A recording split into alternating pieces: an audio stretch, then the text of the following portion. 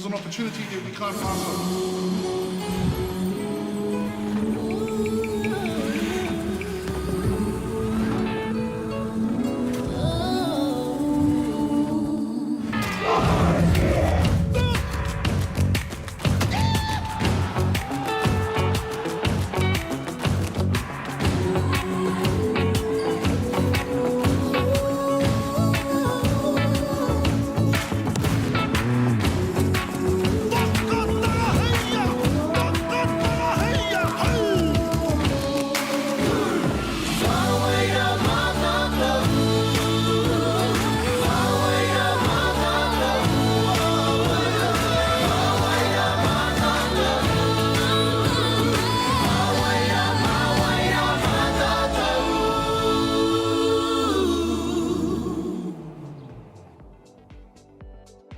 Kia ora tātou katoa, nau mai hoki mai ki tēnei pāhotanga poitukohu a whakata Māori mō te whakataitai poitukohu o ngā kura tuarua o te motu.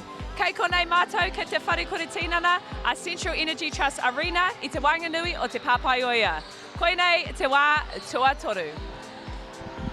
Hey, kia ora poitukohu whānau. Welcome to Central Trust Arena. As Caleb Maru Irarangi has just reiterated, we are here for day 3 of Secondary Schools Nationals. I tell you what, we have 3 courts live streamed to you all the way into your living room. Brew the pot, get the coffee ready. Let's start the day. Let's bring you the action. Thank you on behalf of Whakata Māori, Basketball New Zealand. Let's get at it. E te iwi no mai, haere mai ki tēnei papahotanga a Whakata Māori, ka mihi ki ngā maunga nā wai mi ngā ahi ka o tēnei rohi, tēnei koutou katoa ki ngā kai whakahaere mi ngā kai whakataitai, I mihi mahana hoki ki a koutou. Hello and welcome to day 3 of the Basketball New Zealand Secondary School Nationals here in Palmerston North. The sun is shining today, it is blue sky, and we're in the Central Energy Trust Arena for some boys AA action. St Kentigern College take on Napier Boys. I'm Maya Williamson alongside Greg, and we are well and truly fizzing for today's matchup. Hey, first of all, before we get started, Maya, that was an absolute beautiful intro. I know you rehearsed that only the one time, so to come out and deliver a huge performance to start the day, huge. Very, very impressive. But hey, speaking of impressive, these 2 teams here in St Kentigern College, Napier Boys High School, we've got Junior Tall Blacks on both sides. I cannot wait for the Hunter Taratna versus Jackson Ball matchup. We'll run through the St Kent's team first. We've got Cooper Lepo, Charlie Hughes, Hunter Taratna, Jamie Griffin, Cooper Taratna, Ryan Dugan, Ari Taylor, Ruben Spooner, Finn Jorgensen, Kololuki, Liku, Harlan King, and the big coach himself, Josh Davis, and assisted by Stefan Biglio. And for the Napier Boys side, we have Zora Smiler, Maz Taylor, Harry Keeley, Case Ball, Manawa Karina, Harley Joblin, Isaac Ash, Lennox Singh, Jackson Ball, Eddie Dick, Isaac Allen and Guile Adams, coached by the legendary Aidan Daly and assisted by James Hinati. So this matchup, definitely an anticipated one. These Napier Boys were the first team coming out of their qualifying zone, and they are currently sitting at 3-0. A top of the table clash this afternoon against Wellington College for that #1 spot. For St Kentigern, it's a bit interesting for them. They are in that 3rd spot at the moment, but their pool is quite close. So Westlake will play, who was it that they play? Someone later on. Westlake and Wellington College will also play today. Yeah, they're on right now, Maya, on another court. That's a huge matchup. Yeah, depending on the outcome of that game will kind of depend where St Kent end up and with the result of this game. So they could end up in either the 3rd or 4th situation. If they are 3rd, that means they do get the chance to go into the top 8 with that prelim quarterfinal, but they will take on either Waimea or Rosmini. So it's going to be probably a hard track out for St Kent, and for Napier Boys, they'd like nothing more than to finish top of their pool. I tell you what, as this tournament progresses, and as you said, once the maths is mathing and we start to find out who potentially might draw who, and if you win this game or lose this game, you know, the consequences of that, it just makes things so much more exciting. I tell you, one player I'm looking forward to seeing as well for Napier Boys is Zoram Smiler, the infamous surname. Spoke to, I slid into the DMs of big cousin Caleb earlier, and yeah, he's looking for a big performance from Lil Cuz. So as the 2 teams take the court, This is going to be a really, really interesting battle, Maya. Can't wait. For sure. Other key players to look out for, obviously, number 4, Jackson Ball, as we see our referees, Bryn Watson and Blake Rosanowski. Jackson Ball, a member of the New Zealand Under-17 World Cup team, facing his teammate, someone else to look out for, Hunter Taratna, number 11 of St Kentigern's College, who's had a clinic of a performance. 37 points against Westlake Boys and 34 yesterday against St Thomas of Canterbury College. And someone else, Cooper Lepo, has balled out. 27 against Westlake, 37 against Wellington College, and 35 yesterday. It's going to be a blinder of a matchup today, Greg. You and I got to enjoy that one yesterday too, Maya, and St Thomas of Canterbury with a 6-point deficit going into the 4th, and it was St Kitts that then turned up, put into that 5th gear and kicked on for the win as we see Taratna. Speaking of 5th gear, Kuru Whiwhi Toru straight out the bat for Hunter Taratna. First of many for today, and immediately in a no catch on Jackson Ball as Harry Keeley to the infamous there, Zoram Smiler into bodies, and Maz Taylor will pull from deep. Kuru Whiwhi Toru! This is a good start if I've ever seen one. I tell you what, yeah, yesterday things got off to a bit of a slow start. Speaking of St Kitts, so on the board early, and then Maz Taylor with the big reply. And if that's how the game's going to go today, Maya, we are in for a treat. It's a good sign. Ball over to Zoram Smiler, who is extremely talented himself, had a good day himself yesterday. 20 points against St Thomas and a good clinic overall.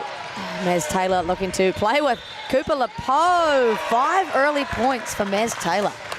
Nice finish there. Little handle error at the start. Managed to get it to Smiler. Smiler kicked it back, and then Maz Taylor makes his move to the basket and gets the bucket there. Turnover there for St Kitts. Puck put in the hands of Jackson Ball. Who else? As he uses a high ball screen over to Harry Keeley. Very patient, this Napier Boys team. Zoram Smiler, no good on that Kuru Whiwhi Toru, but an offensive two-upper falls in the hands of Manawa Karina. Backcourt violation there, Maya. And I noticed there is St Kitts in man-to-man defense. Pick and roll, just making sure to stick with Jackson Ball, not to give him any space, as we see Maz Taylor. Great finish. Great finish indeed. Napier opting to be in a, what looks like a 3-2 zone. St Kitts very patient. Only 5 seconds left. Not sure if they've quite realised. Cooper Lepo to other Cooper. Kuru Whiwhi Toru. It is currently raining in Central Energy Trust Arena. Yeah, the Taratna boys putting it on, and unselfish from Cooper Lepo. Kicks it to the other Cooper, as you mentioned. Mini Cooper to Big Cooper. Ball tipped out of bounds. Will stay with Napier Boys. We'll see that clutch right on the end of the shot clock too. That is clutch from Cooper Taratna. When you see them go down early, it is a real feel-good for any hooper. Maz Taylor looking for his second Kuru Whiwhi Toru of the game. No good. Taratna with the two-upper, and Cooper Lepo, can always trust him with ball in hand. A real showman, Cooper Lepo, as he pulls his own Kuru Whiwhi Toru. Yeah, I got to have a wee brief chat as Cooper went from speaking to his whānau through to back to the coaching side of things. As Maz Taylor makes a cut to the basket, and the big fella, Cooper Taratna says no though. Big taupari there from Cooper Taratna. Brother Hunter drops the dime. Back out to Cooper Lepo. Great ball reversal. Cooper Taratna for his second. No good. And looking to push Napier Boys in transition. Oh! Cooper Taratna. Massive taupare. R.I.P. to Kimby Matumbo, but that was a big don't argue, Maya. A couple of words to say afterwards, and a good little bucket there. Cooper Lepo. Now St Kentigern's an 8-5 lead. Jackson Ball still yet to get going. We know that he can. 37 points against Westlake Boys High yesterday, and he's opened his bank account with a nice little kuru whaka'u off the papamuri. I think he heard you, Maya, and said, hey, if I'm a bit behind, I'm going to get involved right now. And if he gets going, it's huge for Napier Boys High. Very integral part of what they do. Big rebound there too. Yeah, Kuru Whiwhi Toru for Hunter Taratna. Cooled down a little bit possibly as Little hard show, nice little messy pass. Extra to the corner, Zoram Smiler. A lot of kudu whiwhitorus going up early. And that's the thing, if you're going to throw bodies at Jackson Ball, that means there's going to be someone open if they can find that man, and that look's going to be there all day. See our first hara of the game go against Zoram Smiler, I believe. Let's take another look at this. Oh, what an athletic taupare. I'll tell you what though, there was some sort of finish there. The behind the back was nice. I like that from Maz Taylor. Keep going, young man. Can't let that discourage you. Cooper Lepo to Charlie Hughes. Kuri Whiwhitoru just off the front tapa. And that's what we have seen, Maya. Anyone attacking the basket seems to be getting rewarded. So we want to keep seeing that. Attack that tapa. Zoran Smiler doing just that. Getting 2 feet in the rohikuru, the paint. And will earn himself the first trip of the day. Shoot to Kuru Tautaku's. Zoran was a DP for the Hawke's Bay Hawks earlier this year. As he sinks the first. I notice you're not saying anything over there, Greg, No, who's not at infamous all. for his commentator's curse. I was just thinking when you mentioned the Hawke's Bay Hawks, thinking of my boy Jarrah Kenny, JK, and it's this time of the year where everyone starts to wonder, will he be donning the singlet again for another season or not? Well, we didn't think we were going to see him this year, No, exactly. and we did indeed. Hey, when you're the GM, you can do what you want. That's true. Good life for JK, legend of Aotearoa basketball, as Cooper Lepo to Cooper Taratna. Kuru Whiwhitoru, the young man, is feeling it this morning. Yeah, no, definitely, absolutely no reminders of yesterday's game where there was a bit of a slow start from the St Kitts boys. They've come out firing. Harry Keeley around the tapa, but no good. Be interesting to know what Josh Davis fed these young men for dinner last night, because they are on one. They definitely would love to get a win here, as Cooper Taratna gets his own offensive two-dupper. Just slips out of the hands there of Ari Taylor. Jackson Ball. Oh, I thought he was going to pull that. And you wouldn't be mad either if he did pull it. Oh, for sure.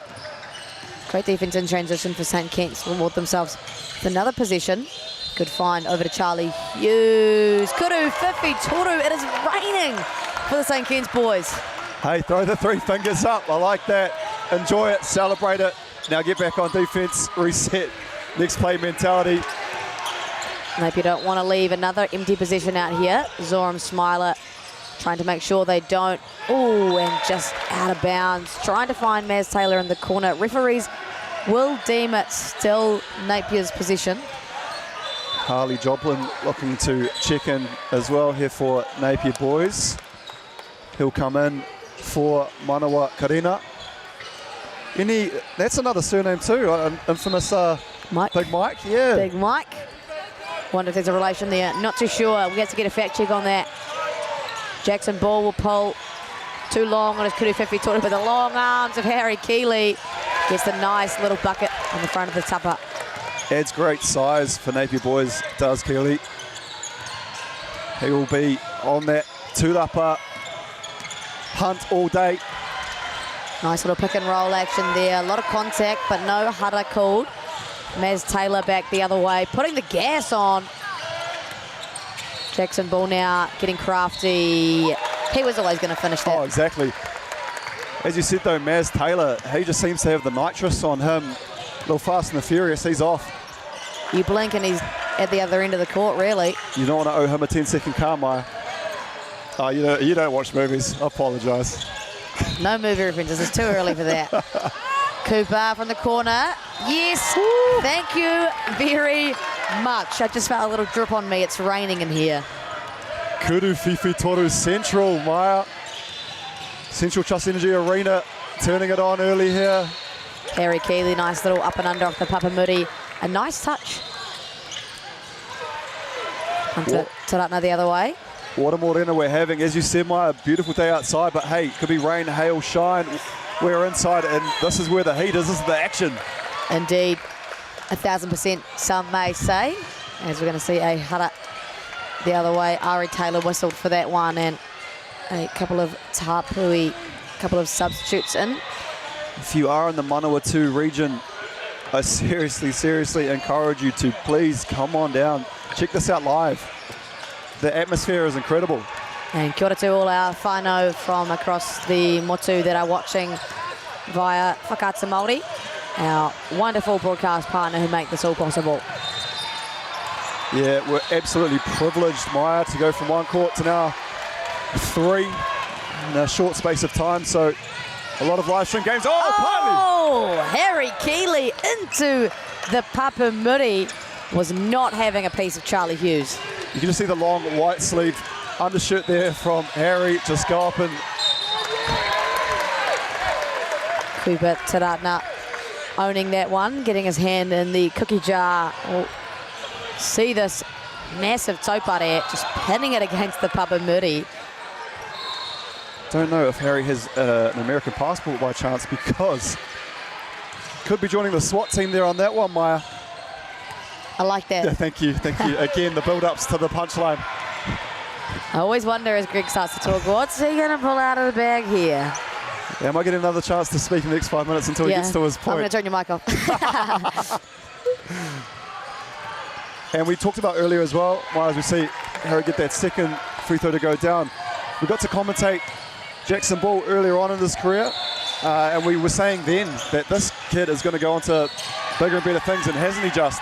He has indeed. We watched him have about a 45 bomb, I believe, under 15 nationals last year with Hawke's Bay. Cooper Lepo misses that kudu whiwhitoru from deep, and he has tremendously improved over the year, obviously making 2 back-to-back New Zealand squads. I believe he had 1 trip to NBA Global Academy or Basketball Without Borders, something along those lines, and a massive future ahead for Jackson Ball, that's for sure. Cooper Lepo. Oh, Gary Keeley is all over it this morning. The big don't argue from Harry, and I tell you what, how many blocks has had already for the big fella, getting into his mahi early. Doing it at both ends too. Kudu whiwhitoru is not quite the friends of Napier Boys in this first quarter. They trail by 2. Cooper Lepo opting to slow down. Finds Hunter Taratna. Looks like he likes this matchup. We know he can be athletic. Turnaround jumper. That was going to be tough if it went. It looked pretty. Cooper looking to get his teammates involved early. Unselfish Poitakohu. But one, if he starts to get going, as we saw yesterday, Maya, dangerous. Dangerous indeed. He is a scorer, a pure scorer at that. Kudu whiwhitoru. Still not just sinking for these Napier Boys. They're still settling for those. Again, Jackson Ball drawing 2 defenders, which saw a wide open Harley Joblin there. And as we said, it's going to be there for some of these Napier Boys high school players. So if they can knock that open Kudu whiwhitoru down, go a huge way to a victory. Cooper Lepo getting the goaltending call. Went for the 2 off the papamuri, just hitting the rim on the backboard wide Napier Boys. So earning themselves a 4-point lead. We'll take another look at that.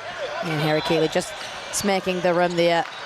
Must be, I guess, the poor side of having long arms, right? He may not have actually meant to do that. As Jackson Ball, a rare miss from the Kudu whiwhitoru line.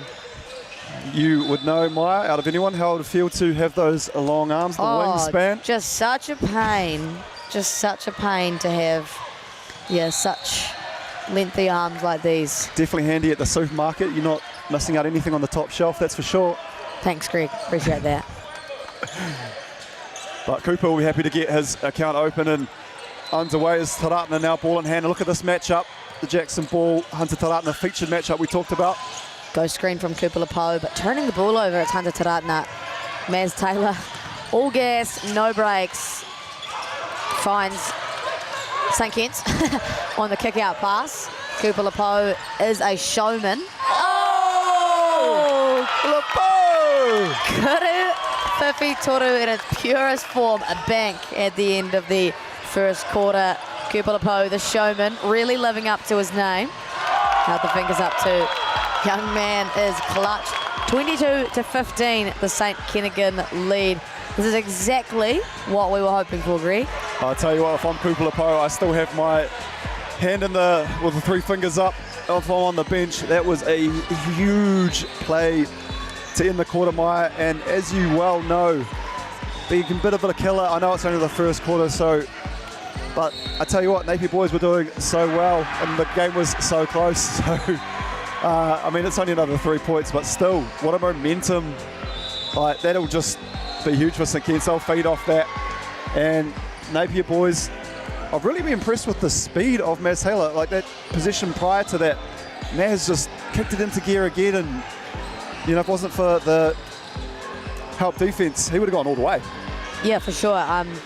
I've been really impressed with the way he's pushed the ball, like you said, and he's a good driving force outside of, obviously, Jackson Ball, Harry Keeley, and Zoram Smiler. What do you think the corridor is here? As we're taking another look at Josh Davis, who is a mastermind. What do you think the corridor is coming from him? Yeah, no, I mean, if I probably medical scientists might need to look into the brain cell of Josh Davis. It ticks over, it thinks of absolutely anything and everything. So there's no scheme that Aidan Daly's probably thought up that Josh hasn't thought of. Then again, Aidan Daly, I love the coaching staff for both of these teams. Very experienced. Aidan Daly, a very respected, been in the NBL for quite some time, now applying his trade in the coaching side of things. A plethora of knowledge, Maya, to dive into that well if you were the Napier Boys high school team. But I'll tell you what, Jackson Ball made some tough shots early, nice shots, got into the rhythm. So I want to see him and Smiler carry on. That coaching knowledge that you allude to will definitely manifest itself in the way these teams continue to operate these next 3 quarters as the boys make their way back out on the floor. Napier Boys, a little grave to dig themselves out of, not much. And we know in the game of basketball, just run after run, a lot of back and forth action over multiple games here in Palmy. So to not be discouraged for Napier Boys, but some adjustments. Going to be interesting to see what they do and how they come out of this quarter break. Yeah, and with that coaching stuff as well, when it comes time for a Waiheke, we've seen how poignant those have been, Maya, in games played so far, just to stem the tide of any momentum swings. So look out for both coaches if needs be. They'll know when to pull that trigger. Manawa, Karina, Zoram Smiler, Max Taylor. Kuru, Fifi, Toru is Isaac good. Allen. Isaac Allen, young man, playing his role really well. Nice movement of the poro there for Napier, and a dream start coming out of that quarter break. Yeah, cancelling out that Kupulapo, Kurufifi Toru at the end of the quarter. And 22 plays 18. St Ken's slightly ahead here going into the start of the second quarter. Kupulapo looking to dance, steps back, and all air on that Kuru Fifi Toru. Even though it was an air ball, Maya, just everything about the shot looked good. Little step back, great rotation on the portal. Not sure how Josh Davis will feel about a position without a paint touch. Let's see what Napier Boys have in bag for their second possession of the quarter. Manawa Karina to Jackson Ball, and a pakete off the Papamuri. A little too easy there for Napier Boys. Back within 2. Yeah, Harlan King there doing his best to try and get a touch on that. However, Jackson Ball knows where to put his body in order to maximise his attacking prowess. Zoram Smiler there just with great screen coverage, going over a double screen as Kupulapo off the Papamuri, and 2 great defensive positions there for Napier Boys. Yeah, Napier Boys have come out of that quarter break, Maya, and you know, it looks like they are the team here with momentum. Foul called. Jamie Griffin, his first hara tinana of today, his first personal foul. Shout out to Basketball New Zealand for providing us with this Māori kapu that we can use for whakate Māori. Zoram Smiler rejecting the ball screen. Magic Step still ends up with it. Isaac Allen looking to go back to back. Fifi Toru. And just like that, they are back out in front. Just want to say, real recognise real, one mullet to another as well. Isaac Allen, couple of huge Kurufifi Torus here for Napier. Kupulapo. And St Ken's still without an answer to this mini run from Napier Boys out of their quarter break. Let's have another look at that. Impressive for Zoram Smiler to maintain the ball, and a big bucket there for Isaac Allen. And look at that too, Maya. We've got a lead change, our first for the day, I believe. Or of significant importance. 23 plays 22, Napier up. Jackson Ball is a baller. Maz Taylor still not connecting from deep. There's got to be a connection between Manawa and Mike because the screen, it was an imposing screen set there by Manawa. Cooper Lepo to the tapa, drawing the hara that will go against Ruben Spooner. He held up at number 4. Oh, sorry, I read the complete wrong. I just had a massive brain fart. That's on Jackson Ball. Cooper Lepo. Good on the first Kuru Tautaku. Just checking the socials there, Maya. Little Caleb Smiler and the boys checking in. Looking after, checking on little cuz, see how he's going, and off to a solid start is Zoram. Kia ora to all the Smiler whānau that are watching. What a great basketball family here in Aotearoa as Cooper Lepo buries his second Kuru Tautaku. Yeah, I love Caleb seeing as he's chucking on the Oti Poti singlet down there for the Tupu League as well, with my boy Sam Fielding coaching that one. So, yeah, kia ora to all the Putukohu family around Aotearoa as we see Lepo off to the races. Hunter Taratna, oh, don't let him get a head full of steam as he gets that nice little 2 off the Papamuri, but we've seen some highlight plays from Hunter Taratna, and I don't think Napier Boys want to see any more. I'll tell you what, I sat a little bit forward of my chair there. If he had caught that cleanly, we could have been in for a treat. Still ends up with 2 points though, but I'll tell you what he was doing yesterday to the tapa might be illegal in some countries. Great movement of the Poro, but a travel whistled against Isaac Allen, and Harry Keeley will come back in for the sharpshooter. And just gives that interior presence, does Big Harry. Prince Harry of the Tūrapa. Prince Harry, you reckon? Side on ball for Hunter Taratna. Oh, it's the spin cycle. Can't get the tapa to be his friend on that one. And that's Jackson's Ball's second of the quarter. And Taratna going to the Leighton Haddleton School of Excellence for footwork as we see the replay here. Hunter Taratna at the line. Yep. And we just saw off screen there Jackson Ball telling his coach, no, I'm good. Don't sub me out. I've got to. I know to be responsible now. We did see a bit of that in yesterday's games. The trust that coaches put into their players. And I'll tell you what, if Jackson does go into foul trouble, it's going to be a tougher day than it needs to be for Napier Boys. However, if I'm Josh Davis down at the St Kitts end, I'm very well aware of that second foul and I'm looking to attack. I totally agree. See what they can cook up here. Zoram Smiler, Harry Keeley, Jackson Ball back cuts. Bit of miscommunication. Stays in bounds, does St Kitts. Lucky there for Charlie Hughes. Usually you don't want to throw it back under your own hoop. Did so and was rewarded with a save. Hunter Taratna accidentally throws the roll pass to Zoram Smiler. So back the other way for Napier. Jackson Ball will calm the storm.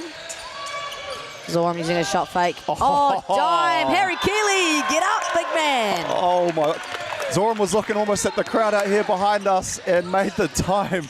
Looking forward to the replay of that one, Maya. It's going to be one for the highlight reel. Caleb, get the phone out. Record this one. Yeah, been very impressed with Zoram Smiler's ability to go downhill very fast, stops on a dime, smart decision maker. Kuru Fifi Toru is good. Harlan King, this is indeed a ball game, Greg. Harlan King wearing the 3 singlet athlete because that was a huge 3-pointer. Big Kuru Fifi Toru, however, gets his hand in the cookie jar. Sometimes it can be quite excitable when you see the ball go down. You've got to play some staunch defense at the other end. A clear intention here on screen coverage from St Kentigern's to either hard show or hard switch against Jackson Ball, trying to nullify his effectiveness. As we see that dime from Zoram Smiler. Prince Harry, the recipient. Huge dunk. Oh, And Harlan Harlan King with back-to-back hara tinanas. That's his second. Josh Davis just off to the side, instructing him to keep his hands out. We'll see that again. Zoram Smiler, yeah, you can just see his hands coming down. Did get the topare at the swat, but a little bit too late. and we saw Harlan King at times guarding the best player on the opposition. So obviously Coach Josh Davis needs him to be out there. So just keep an eye on that personal foul count. Again, the trust from the coaches and their players. If there is any pressure there, or you know, the foul count does go up, just to ensure that their player doesn't do anything wrong moving forward and stays out on the court. I think fortunately both teams, sorry to cut you off. No, please. Both teams fortunate that they have some very high IQ boys that are, you know, aware of how to stay out of foul trouble after they've got a couple of cheap ones. So quite a privilege for both these coaches to have boys who are very high IQ in that department. High ball screen set there by Cooper Taratna. Cooper Lepo just loses the handle there. Not a lot of luck for the young man early this morning. Poro moving into the hands of Jackson Ball, and he just cannot help but foul when he's got the poro in his hands. Down the other end, Maya, as I said, we're seeing those high ball screens being set. St Kent's trying to get Cooper Lepo into some space, see if he can either get downhill or gain some separation, because he can pull from deep. Napier with the portal. Ball into none other than Zoram Smiler. Great movement of the portal once again. Zoram doesn't really need a ball screen to go downhill. Tips on that one. Gets his O-board. But St Kitts will come the other way. Cooper Taratna leading the break. Out of control. A little messy at the moment as Zoram Smiler comes back the other way. We're going up and down here. Long position here for both teams. Zoram. Kuru, Fifi, Toru, a timely one there for Napier Boys. 4.5 minutes to go in this first half, and it's a 1-point deficit. Hunter Taratna to utilise the first high on ball there. Finds Cooper Lepo. Off the back, Tupper. And as we've seen, Maya, if that starts to go down, that's his distance, that's his range. Some people might see Cooper pull from there and go, is that a good shot? I tell you what, almost layup-esque for Lepo at times. Once he sees one or two go through the net, the beach ball mentality comes out, Maya. Yeah, we saw that heaps yesterday. You know, he struggled early but managed to very much get going in the last as he pulls that one off the back, Tupper. But shoot, right?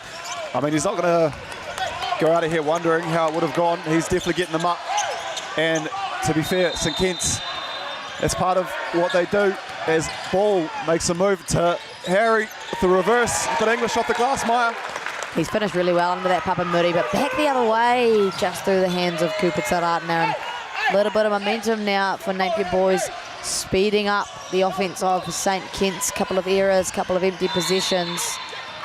Yeah, I don't know how long the driveway is at the Taratna household.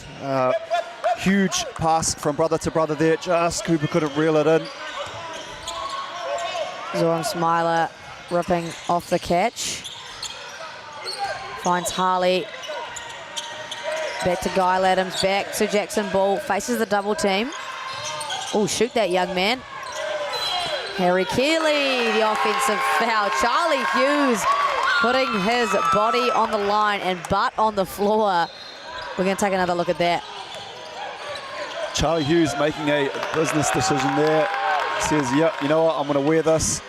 And that's why when you're a guard coming across to help on that defense, you got the big fella, he's turning, and those elbows are around the area. And that's why we're glad these young fellas have mouth guards, Maya. Oh, 100%. Some ACC claims, I'm sure, to be made by the end of this tournament. Cooper Lepo still without much luck in the opening half here. Jackson Ball, he likes this matchup. And Maz Taylor as well looking to come to the game at the next stoppage of play, and he's been huge. Just in the passing lane is Cooper Taratna. Manages to get the ball back, does Napier, quite fortunate. Jackson Bull, very patient, very calm. Tries to find a gap, finds Zoram. Zoram stops on a dime, can't get the roll, offensive toed-upper. Kyle Adams skied for that one. Double team here on ball. Flirting with a backcourt violation. Zoram Smiler is going to have to let it go off the back tupper, and almost another offensive toed-upper for Napier. So multiple bites of the cherry, but no parquet there. Harley Joblin there doing his best to save that one as Taratna. Oh. Blake Rosanowski having a quick corridor with the bench here.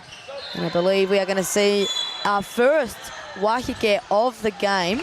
Timeout for Josh Davis of St. Kitts. They now trail by 1, just over 2 minutes to go in this opening half. What do you think the corridor is here, and what's Josh Davis' strategy?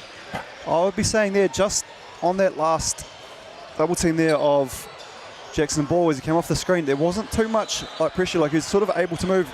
If you're going to double team, I want both players up there, obviously not allowing him to step through and gaining some separation and getting off to the races, but just if you're going to dial up that pressure, maybe just put a little bit more on the ball carrier. But hey, look, this is a very, very close game. Obviously, Napier pulled us back, went into the lead. It's still just a 1-point game, but I think just we saw there a couple of transition plays. Just let's have a Waiheke, slow things down.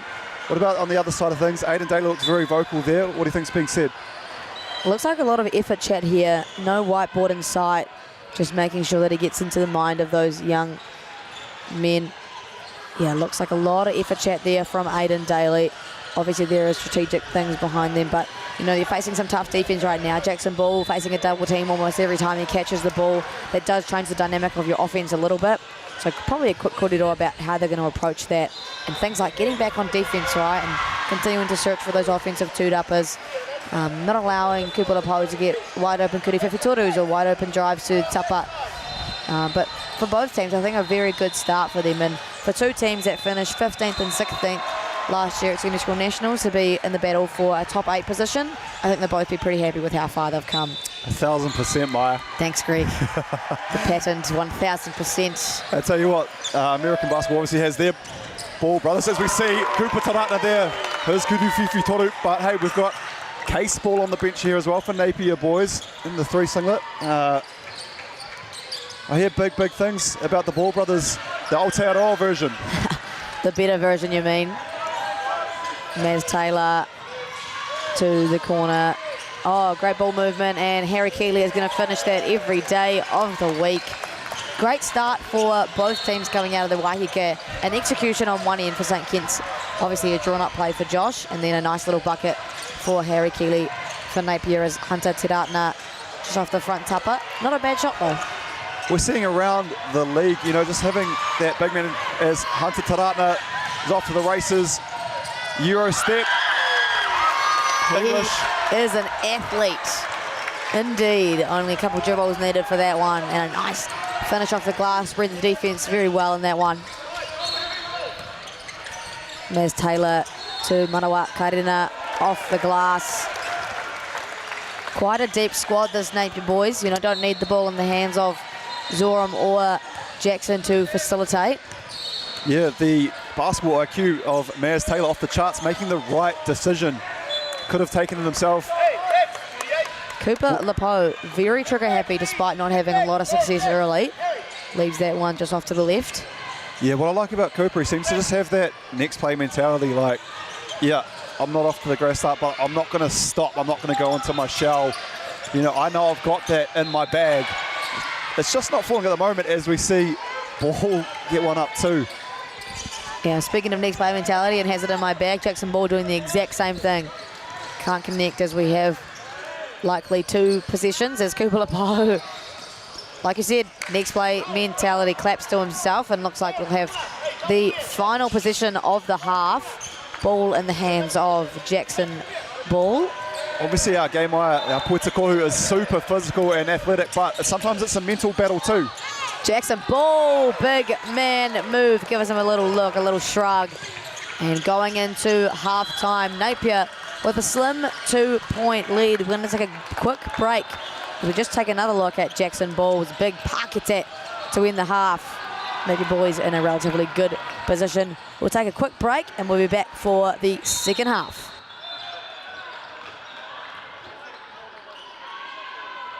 Ia hua māma te whakarongo, he māma ki te taringa. Ai. Ko te whakapiki wairua, te mea nui kia hau nei. Nui ake ngā hua mō tua, that's us. Tāku kia koe bro, te reo Māori anake te reo I whaiputea ai, aku mahi katoa. Tau. Bringing the fire every week. The whole system is man, that's what it is. Make Māori Plus your mate. Download the app today. At Apollo Projects, we create better outcomes because we never make any assumptions. Like this privately owned swimming centre that was still in the planning stages. The owner spent 8 years trying to make the project viable, but the design was continually over budget, a design he was paying for. So he called Apollo to help, because he trusted us to deliver. We got to know the critical success factors of the business. The current building plans had lost sight of what was needed. We took a fresh approach, starting with the most important aspect of the facility, the water bodies. Then balanced the critical success factors of function, form, and cost to bring the designs in on budget. Finally, we could deliver the owner the new facility he needed. At Apollo, we understand your key success factors, put function over form if required, deliver what is needed at the highest quality, have lower operating costs, and always have very happy clients. Like this one, who was pretty stoked. Apollo Projects. No assumptions, better outcomes. And go! Just fill up at a participating Caltex, stack your pump discounts, and you could collect more savings on your next visit. Oh, there's another one. Getting quite good at this. Filling and saving. Feels good. Global warming is incredibly serious. We need to cut emissions, but we need to also absorb carbon out of the atmosphere. Growing trees is the only tool we have in the toolbox for taking carbon out of the atmosphere that we can do at scale. Pinus radiata takes carbon out of the atmosphere at about 5 to 10 times the rate of native planting. And so what New Zealand Carbon Farming are doing is planting the Pinus radiata to absorb the carbon, and then they're transitioning that forest into native forests so that we get the biodiversity benefit.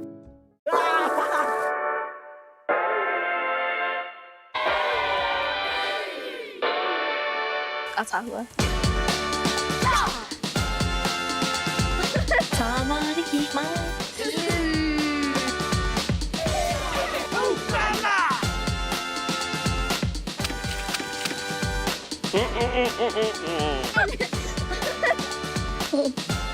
Make Māori Plus your mate. Download the app today.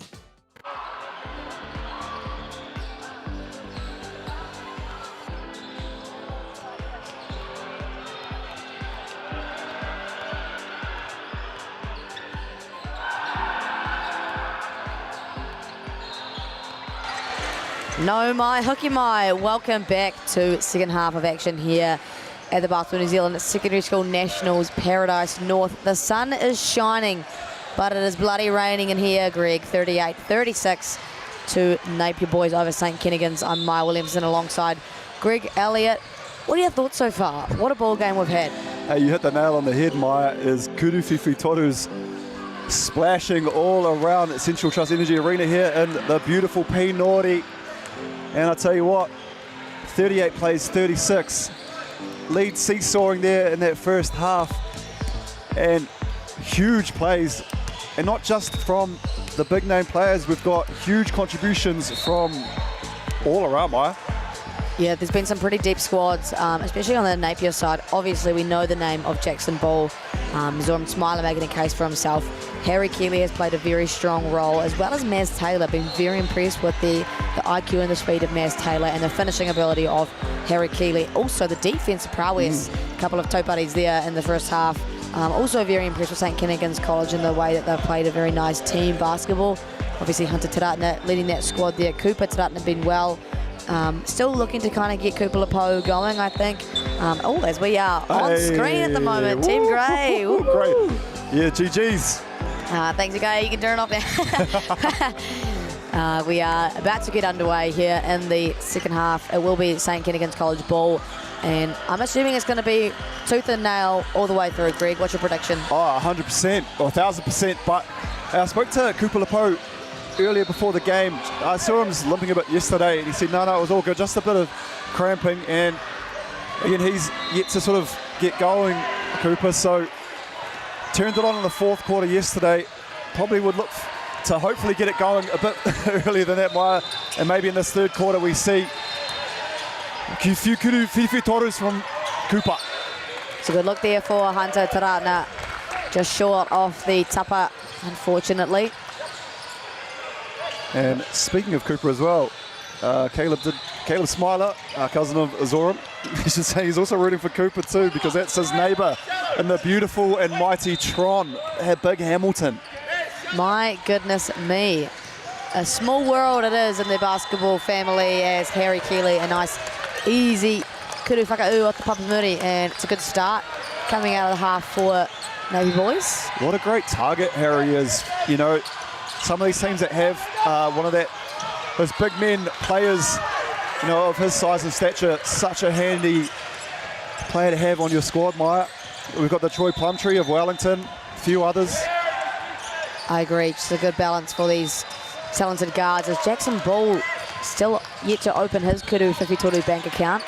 Speaking of such, Kupalapo also with the ball there. Hunter Taratna likes the matchup of Harry Keeley there, takes a big hit but won't convert. Off to the races now, Jackson Ball, and that's a tough little pocket there.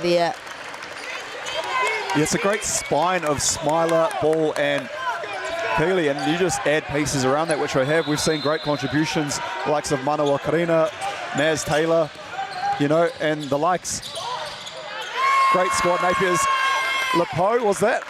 Getting in amongst it? Good answer from Lepo, getting 2 feet in the rohi kuru, not just settling for the kuru whiwhi toru any longer. Jackson Ball likes this matchup with Cooper Taratna to Naz Taylor in the corner. Still yet to connect from deep, but shooters gotta shoot. It was in and around all of the tapa there and out for Naz Taylor. But hey, we spoke about whakata Māori and then being able to bring us this game. Maya, who else are we going to show some love to? I see Caltex is down there, Foot Locker. Yeah, we've got a lot of love for Foot Locker, who are the main partner here at the Palmerston New Zealand Secondary School Nats, giving away vouchers for hitting half courts and vouchers to all the All-Star 5 recipients. They've been a huge part of the tournaments this year for Basketball New Zealand, and all our sponsors who make this tournament possible. We've got Polar Project, Caltex, New Zealand, Carbon Farming and Bailey's. If you have somebody that you think goes above and beyond, they can be nominated for the Caltex Good Sport Award. Head over to the Basketball New Zealand social media pages and get your vote in. Voting ends tonight at midnight. So you've got to put the name in the drawer now to be the chance to win. And just going on top of that, Maya, you know, being the Princess of Palmy yourself, new friends, they came straight up to you. Forget the young man's name who hit that half-court shot to win the money, but I mean, I thought you guys would BFFs. He came straight up to you to let you know that he made that shot.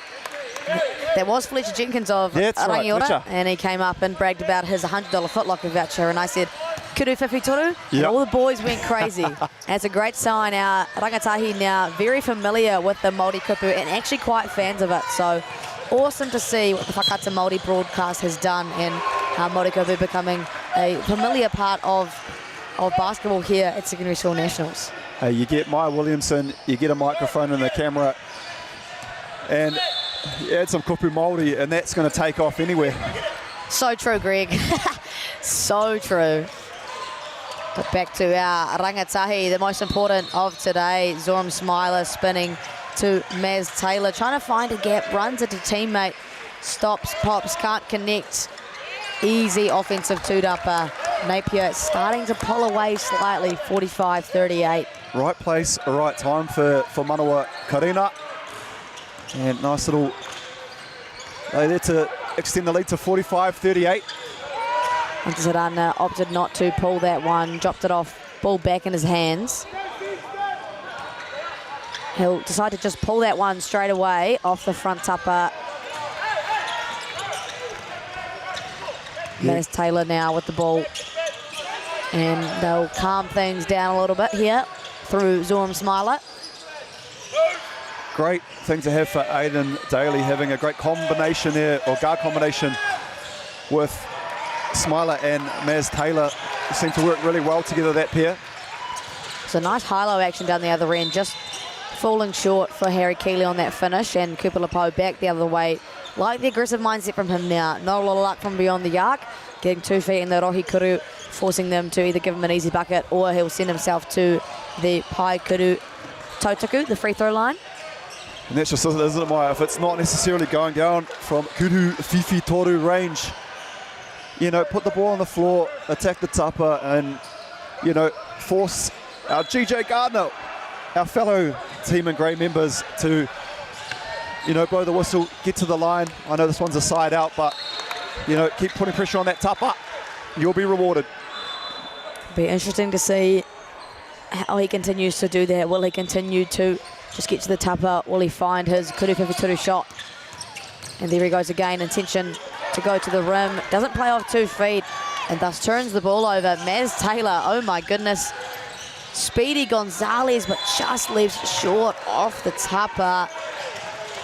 The foul will go against St. Kitts and Charlie Hughes on the rebounding battle against Harry Keeley. Let's see that one more time. All gas, no breaks. And Charlie Hughes just trying to get his hands in the mix, but probably not going to win that two-upper battle against Harry Keeley. That's the tough thing sometimes when you get that fast break. You know, it's sort of you're picking up the first body you can find. Unfortunately there for Charlie Hughes, getting stuck with the big man Harry. And foul called as Jackson Ball with the and one. Hoake, let's go. Jackson Ball will be very much encouraged to get that little bucket there. Just a little bit too easy. St. Kitts will definitely not be happy with giving up that hara. Napier now a chance to make it a 10-point lead, the biggest we've seen.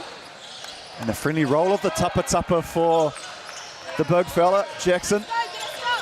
The big fella. Yeah, it's hard to say big fella when you've got Harry out there, but if Harry does take a seat, that would be Jackson.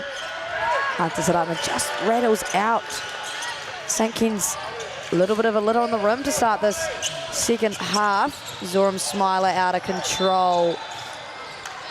St. Kitts will be unfortunate to not get that call. Kuru Fifi Toru, Jackson Ball. If he starts to hit, Greg, could be bloody dangerous for the boys in grey. He is a 5-star Michelin chef as Jackson Ball when he gets cooking. Kupalapo searching for his own and one. Manages to earn himself a trip again to the paikuru tautaku. Let's see that Jackson Ball 3 one more time. Look, if you're St. Kitts, you've got to get a hand up earlier than that, right? Yeah, you can't be found guilty of not knowing the scout there on that one. Jackson Ball, you know, he is the Kupalapo of Napier Boys High, where you need to know where he is at all times, because I have not seen a spot on the court, Maya, that isn't a green light. I think Jackson Ball could shoot it from half court and still be okay. Yeah, Fletcher might be under threat if Jackson decides to enter that half court footlocker. Yeah, give him a $100 footlocker voucher, right? And we see here behind us, I just took a look around the stadium and hardly an empty seat. It is filled up here. Everyone here in Palmy looks like has come to check out this matchup, and why wouldn't you? Yeah, there is nothing greater than looking at the draw and seeing a quality matchup. And we're kind of getting to that business end, right? The A Nationals are heading to their semi-finals later today. A lot of prelim, quarterfinals happening. Also 2v1 matchups happening as Jackson Ball away to the races. And another and one. This time, Harley Joblin, the beneficiary. Harley Davidson there. That was a tough play. Jackson Ball just making the right decision, waiting for Cooper to commit, and then hands off to Harley. Hoop and the harm, Maya. And we're going to see a Waki get, to no surprise there, from Josh Davis. They trail by 13 now. 5 minutes to go. Still 15 minutes of basketball to play, so plenty of time. But what do you think the adjustments are here for Josh Davis? Well, I think first things first, Maya, I think we're both probably thinking it. It was Waiheke o'clock, and Josh, just seeing this lead extended, we're seeing Jackson Ball getting a bit of space, a bit of separation, and not the most intense closeouts on Jackson. So we need to know who he is at all times. However, it takes a village, Maya. Everyone needs to be on the same page. And I think Josh will probably just be saying to the boys, hey, calm down. We're getting some really good looks ourselves in the offensive end. It's either hitting or rolling around the tupper, just not going down. Some of those shots go down, Maya. We're looking at a completely different ball game. So Napier side of things, I see Aiden again, very vocal. Yeah, Aiden, I'm sure, very vocal in instructing his boys just to keep doing what you're doing. St. Kit's obviously the one then to dig themselves out of a grave. Would like to see a little bit more movement of the poro before they attack the Rohukuru.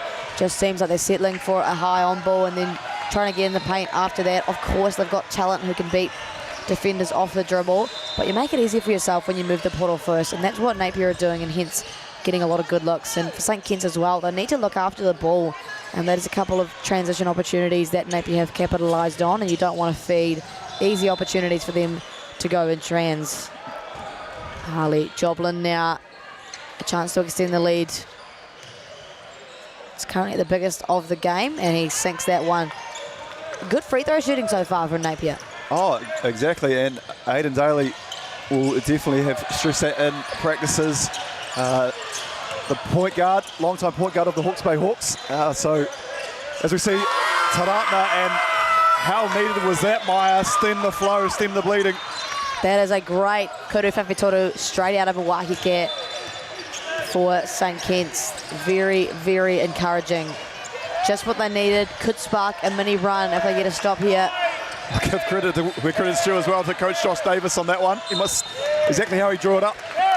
And not what the doctor ordered here, as Jackson Ball rejects the ball screen and then gets a hara. Looks a little gingerish, still kneeling there on the baseline. That is 4 haras there.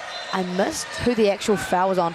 Let's take another look at that. I think that's on Harlan King. Kuri Whiwhitoru there from Cooper Taratna, and Jackson Ball just rejecting that ball screen there. Let's take a look at that as... Oh no, it's... Jamie Griffin, Jamie I believe. Griffin.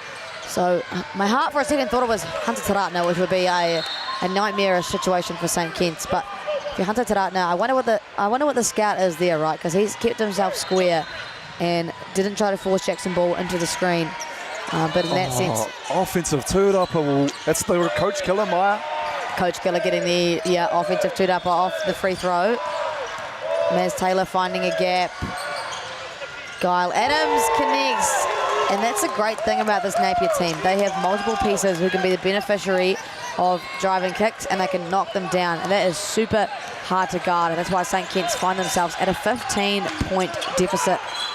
Hunter Taratna misses the kuru whawhitoru, but not before a moving screen is whistled. Maya, we were privy to 3 offensive screen calls back to back to back yesterday, and something the people know at home, that the clamp down this year from our team in the GJ Gardner Grey, that's a huge something for them to be watching for. Yeah, it's very important as another hara goes against Jackson Ball, but I guess, you want to create the fairest of situations for defenders to actually execute their coverage on a ball screen, and setting an illegal screen doesn't allow defenders to do so. So it has been a big emphasis in the league this year, NBL and to ihi-wise, and obviously that's a trickle-down effect to our younger referees on the panel, as Jackson Ball will have another trip to the Kuritautaku line. Got a few stamps on his passport.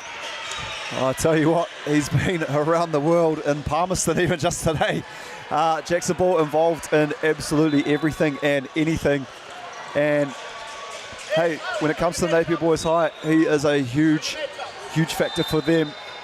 But as we've seen, some of these guys, we've got the Harley Joblins, we've got the Adams, like these other guys around here, everyone contributes, and I love to see it. That's what you need from a team that is going to perform well at secondary school nationals, is strong talent leading from the front, but a deep bench to be the supporting pieces. And it's also a leadership side of things too. You know, like, you have to make sure that everyone eats, everyone's involved, everyone's switched on. It's not just going to come from one person. This is a team game, Maya, and, you know, it takes everyone. Napier actually epitomising that quite well, Greg, as they lead by 17. Cooper Taratna travelling there, and they just cannot generate an answer. Josh Davis, no space really to use another wahike, and a disappointing result thus far for St Kitts. Yeah, not the same St Kitts we saw in that fourth quarter yesterday, which was a smooth oil machine. Once they still got momentum, things really kicked into gear for them. But Napier Boys High doing their absolute best to disrupt everything, as none other than Maz Taylor at the tapa gets his own offensive tūrapa and extends the lead. Yeah, Josh Davis there just dropped his head physically. They trail by 20 now. You don't want to be giving up offensive tūrapas to guys who aren't necessarily the biggest on the court, as Hunter Taratna gets his own offensive tūrapa. A good bucket there for St Kitts, but this has been a clinic of a third quarter for Napier. A game of two halves, it feels as though. The thing with St Kitts is that they do have the firepower. If they were to get a few stops, a few buckets in transition, they can pull this back. There is a lot of time, a lot of poitikohu to be played, Maya. Yeah, plenty of time, and we've seen this multiple times before. Stranger things have happened, but it's going to take a big effort there from St Kitts to not only get some stops, but actually execute on the offensive end. Cooper Lepo might have a hand in helping that, as he's back on the floor. And will this be the start of it, Maya? We've seen a stop. Now, all it takes now, let's get a paketi on this end. Great find from Taratna. And follows up on the offensive tūrapa. And there's one. We've got a stop and a paketi for St Kitts. Another stop needed now. See what they can do here on the defensive end. And just that, a stop. Harlan King in transition. Hunter Taratna opting not to continue to push back over to Cooper Lepo. And just stagnant now again. A bucket here might be Waiheke o'clock for our coach Aidan Daly as Lepo. Coach Aidan Daly very calm and collected under this pressure. Still a good lead now for Napier, 62-49. A pakete needed here. Offensive foul, Maya. Another stop. St Kitts ball. That is what they call a kill in the game of basketball. 3 stops in a row. And a pakete could make things interesting. Obviously, St Kitts still to trail, but a little mini run for them that they would love the position of being in. And that's the thing, poitikohu is a game of runs, and sometimes when you're up, but that can quickly change. Momentum is huge in that game, and oh no, the offensive foul going the other way, Maya. Moving screens are the kryptonite of the St Kitts team, and that is Charlie Hughes's morning done. So Jamie Griffin will come in to replace him. 5 fouls for Charlie Hughes. And it's a tough one. 2 minutes and 5. And some really good contributions from Charlie. And he'll be ruining that one. Maybe something that teams need to be doing in between games or warm-ups, just making sure they're getting their screens right ready for the game. You want to be statue-esque when you set that bad boy. 1000%. Don't move your body, don't move your legs. I'm sure Josh Davis has had a quick korero with them about it. Up to the players to execute. Smiler and Taratna going at it there as Ball and Lepo matching up. Good little matchup, and Jackson Ball never looked like it was missing. A good bucket to stop the mini run for St Kitts. Tough matchup for Lepo, as if Jackson decided, which he did, to just pull up, I don't think Lepo's going to be able to match him in the air, as Taratna, another exponent of that high jump shot. Just great elevation. Yeah, great elevation, but struggling to connect, right? Like a little bit of a lack of execution this quarter for St Kitts. Speaking of lack of execution, just out of the hands of Harry Keeley, into the hands of Cooper Lepo, who you can typically trust. And wow, that is the Cooper Lepo that we know and love. Pull up, Kuru, Fifi, Toru. Look, if he can hit a few more of those. All it takes is one of those. And that's the thing. He has not had a day to remember so far for his standards. However, are we about to see the start of something? Cooper the Trooper. Cooper the Trooper, indeed. However, Harlan King committing his 4th hara. So hara Tinan is proving to be a bit of an issue here for St Kitts. Feels like back-to-back possessions. Napier just getting to the stripe. It is Manawa Karina who really is enforcing that Karina name, getting on the offensive tūrapa. Makes that one. It splits the two. Kupalapo, ball in hand. What kind of magic can he come up with here? Coming off the back of a kuru, Whiwhi Toru. Will he search for another one? Gets downhill and gets a little floater off the tapa. It's a good look for Kupalapo. Oh, exactly. And it was a 13-point game, which it is. But that, what it's 2, the little floater would have just cut into things a little bit. We've got 30 seconds left in this quarter. Oh my goodness, Jackson Bull. Ooh, off the front tapa. Great rebound there for Hunter Taratna. Gonna have to hold for basically the duration of this quarter. All eyes on him. So Manawa Karina there again, just making life difficult. Taratna had to sky for that one. Karina was, oh, Hunter. Oh! Massive kuru Whiwhi Toru. Oh, he's been pushed in the back there too from Karina. And Hunter is careened to the floor. And he's not necessarily a basketball play. Josh Davis screaming at the referee. Our referees will have a quick korero about that foul call there. But a great bucket at the tail end of that quarter for Hunter Taratna, who is just slow to get up. To bring it back within 10, and that feels a lot more doable than 13. You know, there's not actually a lot of difference between 10 and 13, but I feel like 10 with momentum in your favour feels very doable going into this last quarter. And great to see Taratna to his feet, walking that off. Very strong whānau, the boys in that whānau, so surprised to see him get up. Spending quite a bit of energy. I might have stayed down for a bit longer too if I'd be pretty tired of this race. Oh, 100%. Take a little bit of a rest. As a Hail Mary pass, and Hunter Taratna saves it into the structure, hit everything, and then hits the Basketball Manawatu tent. Shout out to our Basketball Manawatu volunteers and all the mahi they do for us. But it's a 10-point game. Got out to about 15 and 1 point there. Napier looked pretty good, but a nice little run and a nice finish to the third quarter for St Kitts. Again, so we saw Napier Boys come out in that previous quarter and get up to a good start. Now, if St Kitts can get that same momentum going into the fourth, the start of the fourth, you know, as you said, 10-point game, get it down to a single digit. It's not going to just immediately happen. You just got to chip away at it. Couple of stops, couple of paketes. Oh, I tell you what, and I'm sure Coach Daly is trying to let his team know that we have a 10-point lead, but that is, you know, it may as well be 0-all, eh, Maya? 1,000%. I'll give you that credit. Aidan Daly, obviously a mastermind of basketball. I don't think much adjustment needs to be made here for Napier, probably just an execution thing. Getting stops, knowing what shots they need to take away, and obviously predicting what St Kitts are going to come out and look for, right? They're trying to get Kupalapo and Hunter Taratna coming downhill off their on-balls, and they also have the ability to shoot just in that left-hand corner there. Cooper Lapo stretching out his calves. I heard him say to our co-commentator, Kayla Manu Irirangi, this morning, feeling a little bit sore in the calves, so I have to watch out for that heading into this fourth quarter. But both teams need some strategy and, you know, need some korero coming into this last quarter about what they are going to do, what the strategy is going to look like, and what strengths of the other team they're going to take away. For Josh Davis, more korero needs to come from him than I think from Aidan Daly. He is on the back foot, and we know that Napier can come out of quarter breaks and really dominate.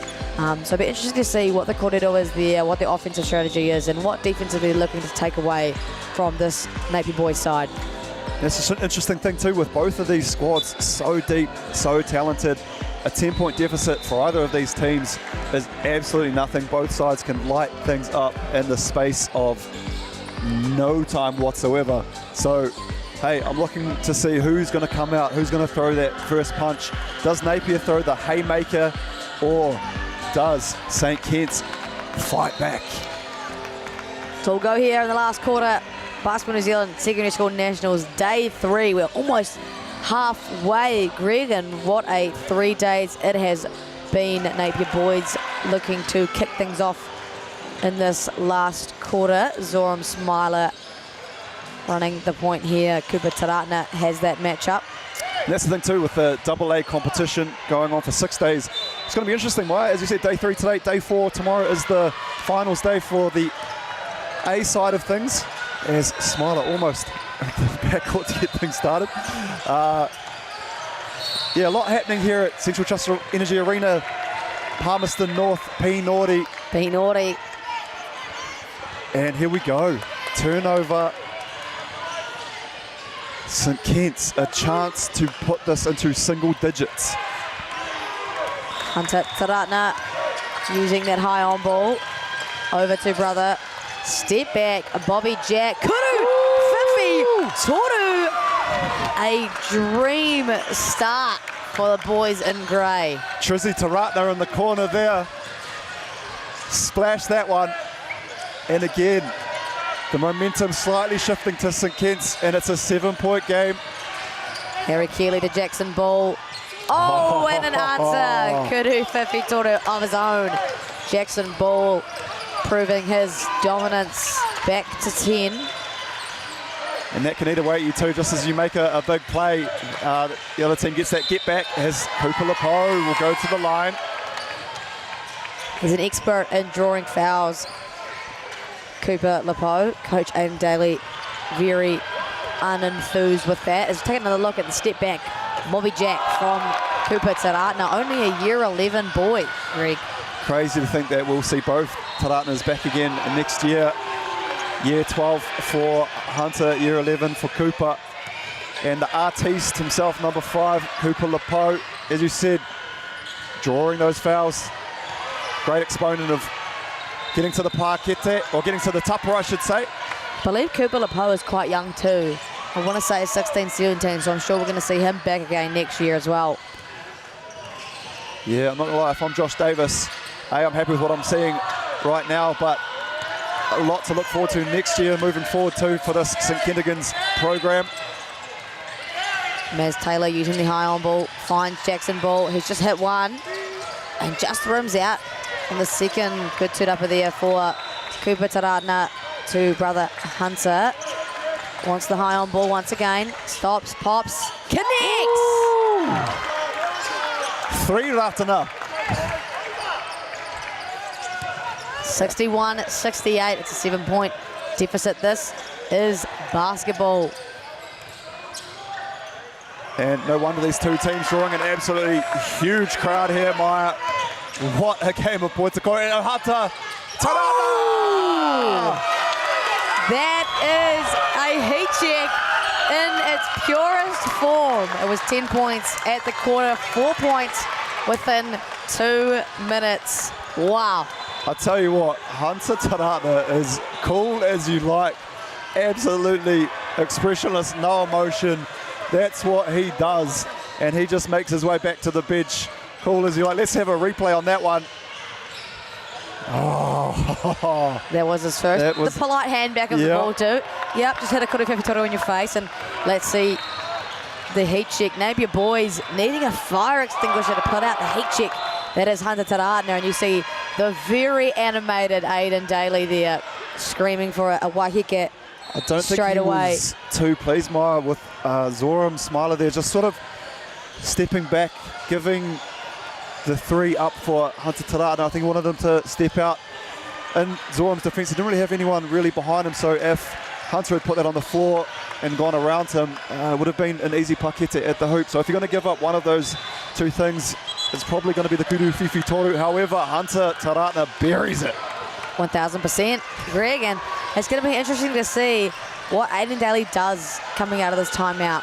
Hitting back-to-back Kuru Fefitourus could warrant a hot closeout, trying to force Hunter Taratna to put the ball on the floor, try to get to the tupper, or try to give away the ball and execute decision-making under more pressure. Or is it just that you kind of hope and pray that it doesn't hit another one? Defensive adjustments probably needing to be made, and a little bit of smoke blowing up these boys, you know, trying to get a little bit of a fire lit to ensure that they are not complacent. You know, it can be easy to get confident. 15-point lead, but back now to 4.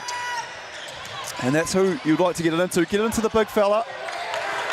Stop there, though. As Cooper Taratna just comes up hobbling there, and a turnover ball. Napier Boys able to pressure the ball there just because St Kitts were one man down with Cooper Taratna. Just not looking 100% comfortable. No, he's limping a little bit, Cooper Taratna. Manages to get back in the play though, so he's going to try and soldier forward. He's got that Taratna mana in him that even with a wee niggle like that, he ain't coming out this game. Jackson Ball creating an advantage and an easy bar get there. That is exactly what Napier needed coming out of that Waiheke. A little bit more patience from Jackson Ball, as that will be Harlan King's morning done. Jackson Ball just gliding to the cup on his left hand. So two players fouled out for St Kitts. Now to the bench for Ari Taylor.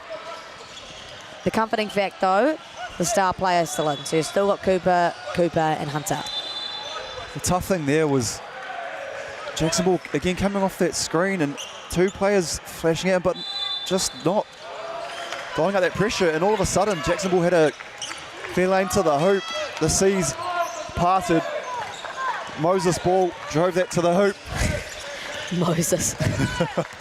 We like this matchup here. Hunter, Jackson, Cooper, Zoram. Stops, finds Jamie Griffin, just short. Oh, as the two St Kitts players there come together, Ari Taylor and Jamie Griffin. Good closeout into Manawa Karina, cutting Zoram Smiler. Uh-oh.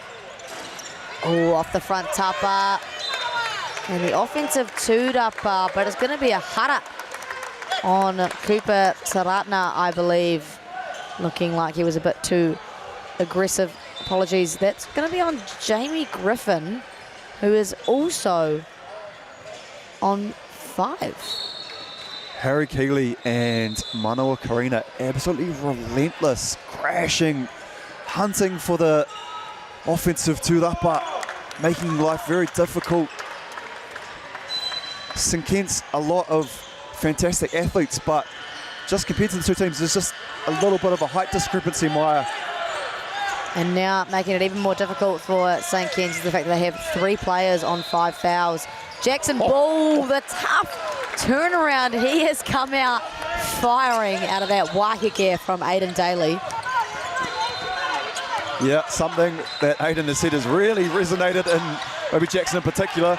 Also the bigs crashing hard for St Kitts as we see Taratna let one fly. Say that's on me, coach, my bad. Can't blame the guy given his heat check coming into this tail end of this quarter.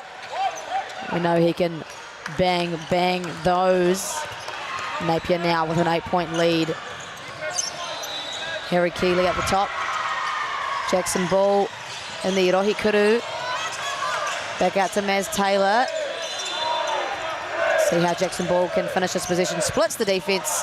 And an easy maka there to Manawa Karina and forced into a Waiheke as Josh Davis was at 4 and just like that back out to 10.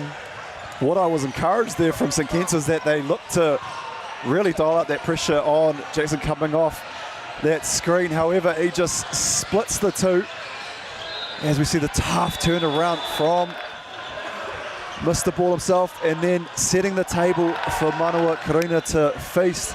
That's the Pizza Hut all-you-can-eat special there from Jackson Ball. I think there with St Kitts, they're obviously trying to hard show Jackson Ball or blitz him when he comes off that on-ball screen. But if you're blitzing or hard showing, you need to tighten it to make sure there are no gaps. And you've got to try and force him upwards rather than around, or the worst thing you can do is split that double team. So if you are going to have that aggressive coverage, you've got to tighten it for the fact that he cannot get in.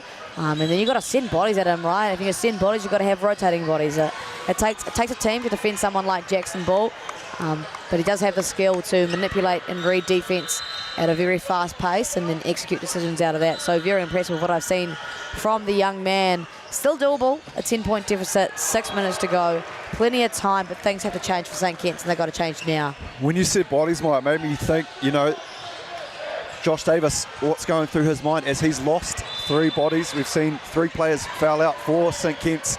Next man up mentality on that rotation, but is that going to play a huge factor here as we go deep into the 4th quarter when you start to lose some integral pieces? And not only are they good players, Mike, it's more of it. They probably, because they play more together, they are more familiar with the tendencies, the characteristics from their teammates. So just that chemistry can get affected. 100%. We'll see how they can manage without some of the deeper bench. Jackson Ball committing his 3rd hara tinana of today against Cooper Taratna. And that is 3. I just said that. So I just saw the paddle come up. Hey, that's 3 fouls on Jackson Ball, by the way. Yeah, if anyone doesn't know. Hey, Jackson Ball's on 3 fouls. There he is, Jackson, don't foul, you've got 3. Oh, almost out of bounds there for Hunter Taratna. Hands in the passing lane, back to Hunter Taratna. That is so tough. So tough. I don't know if Hunter Taratna likes the easy, some of the easy looks he's got have gone all right, and then the tough ones, little step back, creates his own separation, bangs it through. Oh, Jackson Ball with the perfect answer. He is just so hard to stop. I know the answer goes to Alan Iverson with the nickname, but today we're seeing Jackson Ball just steadying the ship for Napier Boys whenever they face some adversity. Finds Kolo Liko off the top of the Papa Muri. You know, it's tough when you have your shooters on the bench, obviously fouled out. It's a great find there from Hunter Taratna. Jackson Ball with the hot hand, the answer, as we like to call him, facing that double team. 7 seconds, he's just going to pull it. And why the heck not? Great two-dupper there from St. Kitts. Again, one of those ones where you can look at that and go, is that a good shot? I tell you what, it's a great shot. Cooper Lepo through the double team, just slips over. No hara called, and Jackson Ball, Cooper Taratna putting his body into him, intentionally fouling, and still a tough finish there for Jackson Ball. Yeah, a bit of a shoulder there from Cooper Taratna that in some NRL games might have seen a yellow card. Definitely got his money's worth. However, Jackson Ball, I tell you what, to finish through contact like that, Maya, super impressive. Let's see the replay on that one. Just the way that he's able to maintain his balance after getting that knock and still putting up a shot. That is athletic play there from Jackson Ball. I think Cooper Taratna thought he'd done enough there to ensure Jackson Ball was probably not going to get a shot up. However, Mans has been in the weight room, took the contact, the hoop, and now the harm. As Napier Boys 79 plays St. Kitts 67. Great find. Stops on a dime. Nice drop off there. Ari Taylor, but Harry Keeley. The not Prince. Today, he says. Not today. It has been a bit of a block party at times here for Keeley. And Jackson Ball looking to manipulate the defense once again. Over to Zoram Smile. A little bit of a hesitance there for Jackson Ball. Didn't know whether he was going to pull it or kick it.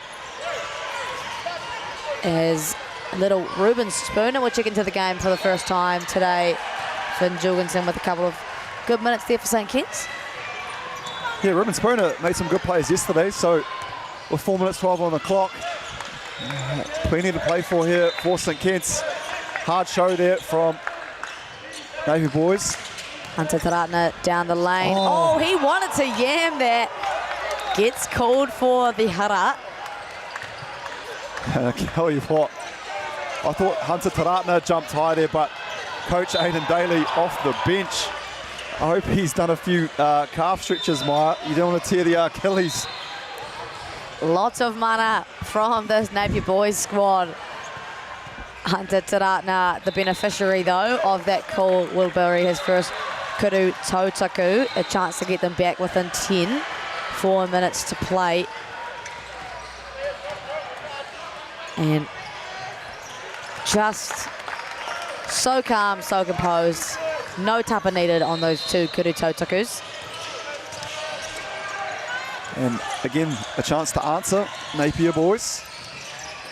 Manawa, Karina, just every time St. Ken's do something good, Napier Boys come back the other way, and like you said, they have the answer. 69-81, feeling like it's slowly slipping out of the hands of St. Ken's if they don't do something quick. Hunter Taratna, this is the man that you trust with poro in hand, and he gets to the rim. Harry Keeley, the invite to the block party is well and truly open. Look inside! Huge block there from Keeley. And now it gets in the hands of Ball. Oh, Jackson Bull wanted a yam of his own. Cooper Lepo needs to push the break. Draws the contact. Zoram Smiler strips that one. Some big defensive plays for Napier Boys, Greg. Hey, neighbours Smiler and Lepo, so very familiar with each other's games, and Zoram there with the steal. Little step through there for Zoram Smiler. Just short off the tupper, something he typically does make. Just under 3 minutes to play, and again, you feel as though St. Ken's in a pretty tough hole right now. I want to shout out Manawa Karina. I swear he must have a double-double at least. He has been there when he needs to be on the offensive end, and he has been crashing those boards. Mr. 1%ers is Hunter Taratna off the back tupper. You can understand the urgency to pull that kuru whiwhi toru. And as we tick closer to that 2-minute mark, Jackson Bull fortuitously into the hands of Zoram Smiler. Max Taylor, Maz Taylor, my apologies, buries the clutch kuru whiwhi toru, and it feels as though it's going to go the way of Napier. Do you agree? As Cooper Lepo, a tough little floater. I thought Lepo potentially may have drawn a whistle there, as you said, the artiste. It's a very tough finish as we tick under 2 minutes. 13-point game. Just going to your point there, Mike. It is a big hole, and I tell you what, Maz Taylor just has the shovel, digs a little bit more dirt into that hole, and St. Ken's, the Waheke has been called. 16-point deficit with just under 2 minutes to play. You want to say it's still possible, but it's going to be pretty tough. Napier came out electric in the tail end of that quarter and very much executed. Ball into the hands of Jackson Ball, who is a crafty and smart scorer, and then massive plays on the defensive end. Obviously, Hunter Taratna completely cooling off in these last few possessions. It's going to be pretty tough, I think, Greg. I tell you what, Aidan Daly and all the coaching staff have done a fantastic job here. An all-around effort from Napier Boys High, getting contributions from, 1 through 8. I think they've gone pretty deep in the bench. Good to see that they've got a very deep bench too, and it's been utilised. Just really, really impressed with what they've done. We saw a St. Ken's team yesterday that were extremely impressive. So was two juggernauts colliding today, and Napier Boys extending that lead. Shout out to my boy Tommy B, who we're looking to do some Tommy B tours with none other than Aidan Daly and the Matua Jared Kenny. But as you said, Maya, maybe an insurmountable lead. The clock is the enemy. I agree, and they've got to do some adjustments here quick. Sure, Josh Davis has drawn a plentiful amount of those, but I think that the difference here is just the depth. Napier Boys have 5 guys on the floor right now that can score and that can create. Probably not the same amount of depth across the board for St. Ken's, and that can typically be the deciding factor, especially with the Hara Tinana issue. So interesting to see what happens here for St. Ken's. You trust the ball to be in the hands of that man right there, Cooper Lepo, but these guys got to move fast. Yeah, as we said, time is not the friend here of St. Ken's. Jackson Ball not only blocks it out of bounds, but has words to say to Cooper Lepo. An empty position for St. Ken's. Let's take another look there as Jackson Ball fights over that and just swats it into Alex Wright, basically, from BBNZ walking in the other way. Yeah, maybe just asking what's for lunch. As Taratna tried to sky for that one little alley-oop play. Somehow got the shot clock reset and Cooper Taratna just rims out. Massive taupare and just not what you want. Gives away the hara on the tūrapa. And it's going to be 2 kuru tautakus for Harry Keeley, a potential game icing pair. Just want to look at the 5 here for Napier Boys and give the flowers. Like, you've got a big man, Harry Keeley, who has been fantastic, block party, a real rim protector. You've got Manoa Karina at the 4, who is crashing the glass, cleaning up not only offensive but defensive rebounds. You've then got Jackson Ball. That's your guy. He's been doing everything, but not only doing it for himself, but setting the table for others. And then you've got the great card combo of Maz Taylor and Zoram Smiler. Very quick, very shifty point guards.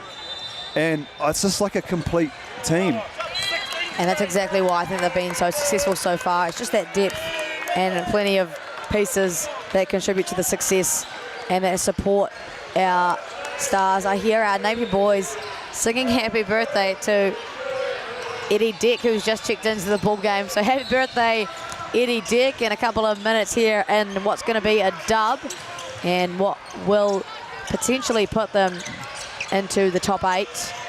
And all going well this afternoon. They could be the number 1 seed coming out of this pool. It is Kupalapo just off the Papa Muri there. Yeah, great to see Eddie on deck here for this one. Hari Hurutau, young man, get your minutes. Gets the catch over to Maz Taylor. Can he go clutch 3 for 3? Cooper Taratna cleaning that one up. Off to the races. Oh my, that would have been deadly. And there goes Mr. 1%'er's ball just slips out of his hands. You know what I thought it was, Maya? The tapa. You know, he probably didn't allow for that second tapa to be up there as we see the replay.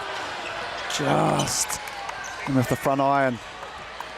Unfortunate for Cooper Taratna, and Josh hanging his boots up in this game as he puts his deeper bench on. 71-88, and a couple of dying possessions here in this matchup. St. Kitts will not walk away victorious. And later today, Napier Boys play Wellington College for that number 1 spot in the pool. Obviously, you want to come out of your pool with the most favourable position. Who's on the headset for that one, Maya? I don't believe it is live streamed. Oh no! Unfortunately, Waimea and Rosmini will take on each other at 5:45 later this afternoon on the show court, and whoever loses that will play the winner of either Wellington College or Napier. So very exciting times. How good to see Eddie Dick. Points on the board for the number 6. Birthday present there maybe from St. Kitts. Happy birthday, brother. Last possession here for St. Kitts. Hey, let's not forget, Maya, this was a 4-point game at one stage. So St. Kitts were right in it. It's just Napier Boys have pulled away at the end of this one. It wasn't, the scoreline doesn't necessarily reflect the game in its entirety. For sure, a 90-71 scoreline. Again, like Greg said, not entirely reflective of the great fight that St. Kitts put up. But congratulations to Napier Boys, who have secured a top 8 placing. Like I said, they'll battle it out for Wellington College and the number 1 spot later this afternoon. We're going to take a quick break, but back after this, Hamilton girls take on Napier girls. It is a Napier affair here on Court 4. Ka kite, we'll see you soon.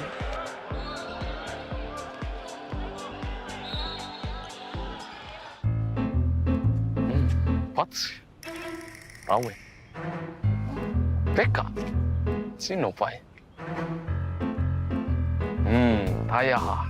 Ko mōhi o koe ki te hanga o te kai kōrero. I runga I te āhua o tana rākau. Oi. Croc. Manu kōrero, the makers of rangatira. Mātaki ki te reo me Māori Plus. Rangatira. This season, Basketball New Zealand takes coaching to the next level, featuring BNZ Kiwi Hoops and 2 Degrees Girls Got Game on Coachmate. For coaches, discover engaging practices with ready-made plans featuring easy-to-follow games that kids will love. Or tap into your creative side and make your own sessions with our library of great activities that you can learn in under 90 seconds. And level up your coaching skills with lessons, tips, and official resources. Managing a team this year? Get your team in sync with improved team management features, like sharing training and game information. Create polls, see who's attending practice, and communicate directly with parents to arrange things like carpools. Or just share the fun with photo uploads and team chat. Saying yes to coaching has never been easier. Download the free app now and support the next wave of basketball lovers to have their best season yet with Basketball New Zealand on CoachMade.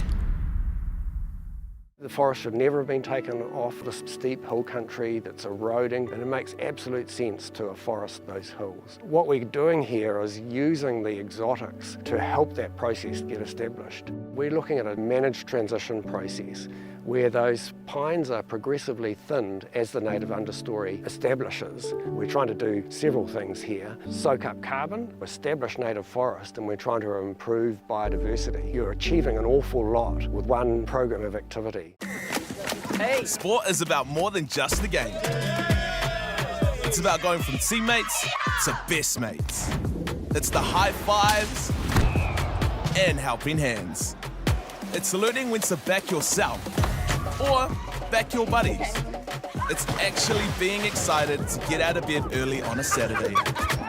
Sport is about more than just the game. That's why Caltex is proud to help fuel school sports.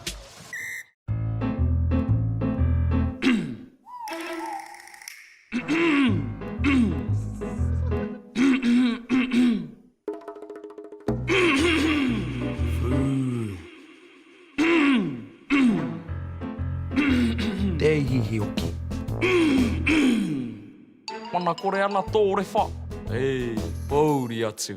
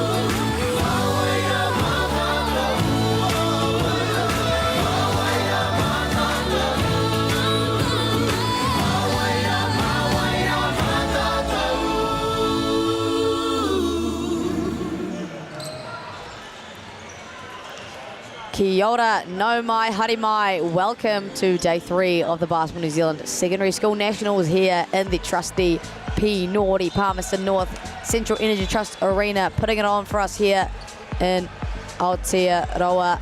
And it's been an exciting day so far, been an exciting couple of days of basketball. As you see, great atmosphere here. A lot of people here supporting our rangatahi. Hamilton girls take on Napier girls today. Maya Williamson alongside Greg Elliott. How are you, Greg? I'll tell you what, Maya, my heart is racing after the last game we've had. And I'll tell you what, it just keeps getting better and better. We've got Hamilton Girls High School and Napier Girls High School about to do battle.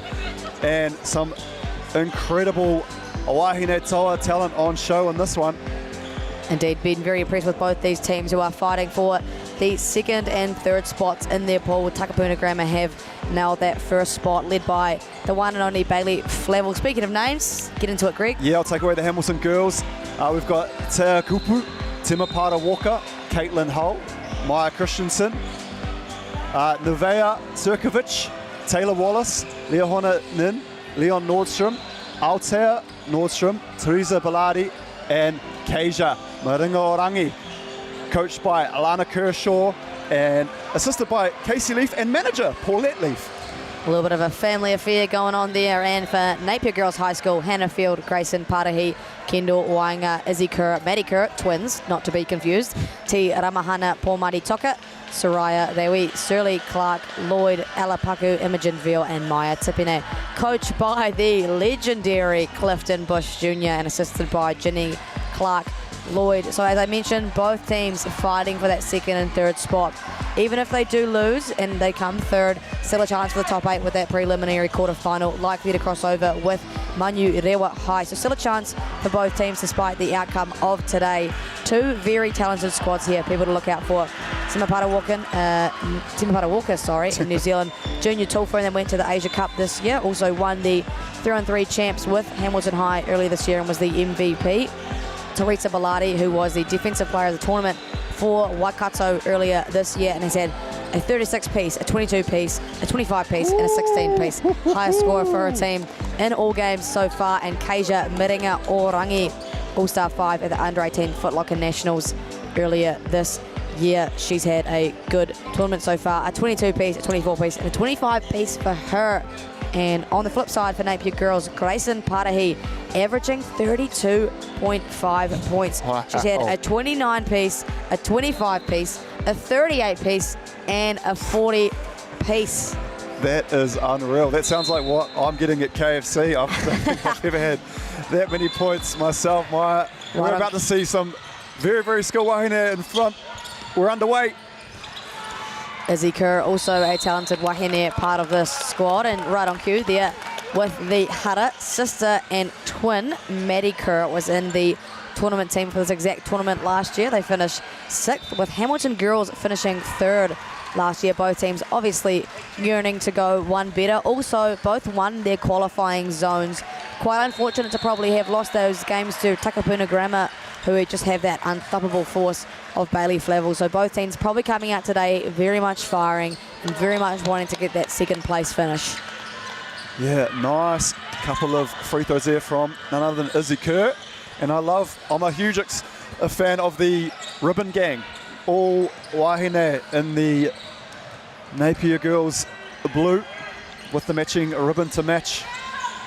Very pretty as Keija Maringa-Orangi. Speaking of pretty, buries her first and it won't be the last. Kuru Fifi Toru, she is an absolute sniper. Yeah, again, another one of those players that we've commented coming through the age groups. Maya, really impressed with Keija's mahi. And she gets her account open early in this one. Kuru Fifi Toru, no good for Soraya Rewi. And a hara called against Napier. Yeah, first hara of the game. Timapara Walker, now a junior Tulfern, leads the break. And Soraya Rewi as well, adding some real good height there for Napier girls in the paint. So Hamilton want to put it on the floor. It's going to be tough at the rim, at the tapa.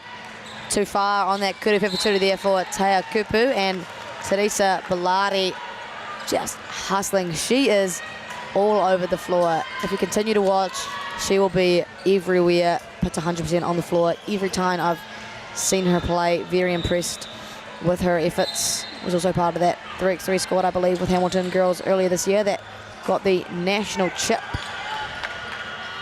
I'll tell you what, Maya, both Tane and Wahine, but in particular your knowledge of the Wahine game is unmatched, as we see a huge kuruwhiwhi toro from Izzy Kerr. Great find there from Grayson Patahi, drawing defenders and then firing that one away. 3-4, I imagine it's going to stay down to the wire all the way through. Teresa Bellardi, Kasia for her second of the game, off the back tupper. Big rebound there from Izzy Kerr. And Maddie Kerr to finish the transition. No, but Rewi there, offensive two-dapper. And I think Rewi's going to be crashing that glass all day long. Just the tallest player out there, so few two-uppers going to be on offer for her. Napier in that 2-3 zone. Caitlin Hull on ball for Kasia. Over to Taya Kupu, who buries her kuru whiwhi toru. Back out in front are Hamilton girls. Taylor Wallace, lovely spin there, great handle, kicking it to Kasia. Izzy Kerr into the hands of Temepara Walker. Impressed early with the work rate here of Izzy Kerr. See the replay, getting ahead, down, put the ball on the floor, spin, attacks the tupper, draws the contact, and we've got a ribbon. A stray ribbon has hit the deck. Not the ribbon. Yeah. Heartbreaking stuff, man. I'd call it waiheki if I'm Coach Bush Jr. Need to sort this ribbon issue out now. What do you think the mullet would look like with the ribbon? Stop talking about your mullet, Greg. No one cares. We're in P Naughty. That is 100% the haircut of choice. I prefer to focus on the young rangatahi we have playing fair. some quality wahine basketball. This guy, eh? Jeez. As Napier girls with the portal. Into Maddie Kerr. Looking to take it downhill on Teresa Bellardi, but proving why she was the defensive player of the tournament. Not only blocks it, the massive taupare, but right back into the hands of Maddie Kerr and out of bounds. Huge defensive stop there for Hamilton girls. And let's see what they can conjure up here, Maya. 6 plays 5. Hamilton girls with a slender advantage. Back out to Kasia, who can't bury her second one. Caitlin Hull is a beast on the offensive two-uppers. That is a big part of her game. Grayson Patahi coming in transition. Crosses back to her left. Can't get the finish, but offensive two-dapper for Rewi, and another offensive two-dapper. And another hara. And if there's not a foul called there, Teresa Bellardi was off to the races.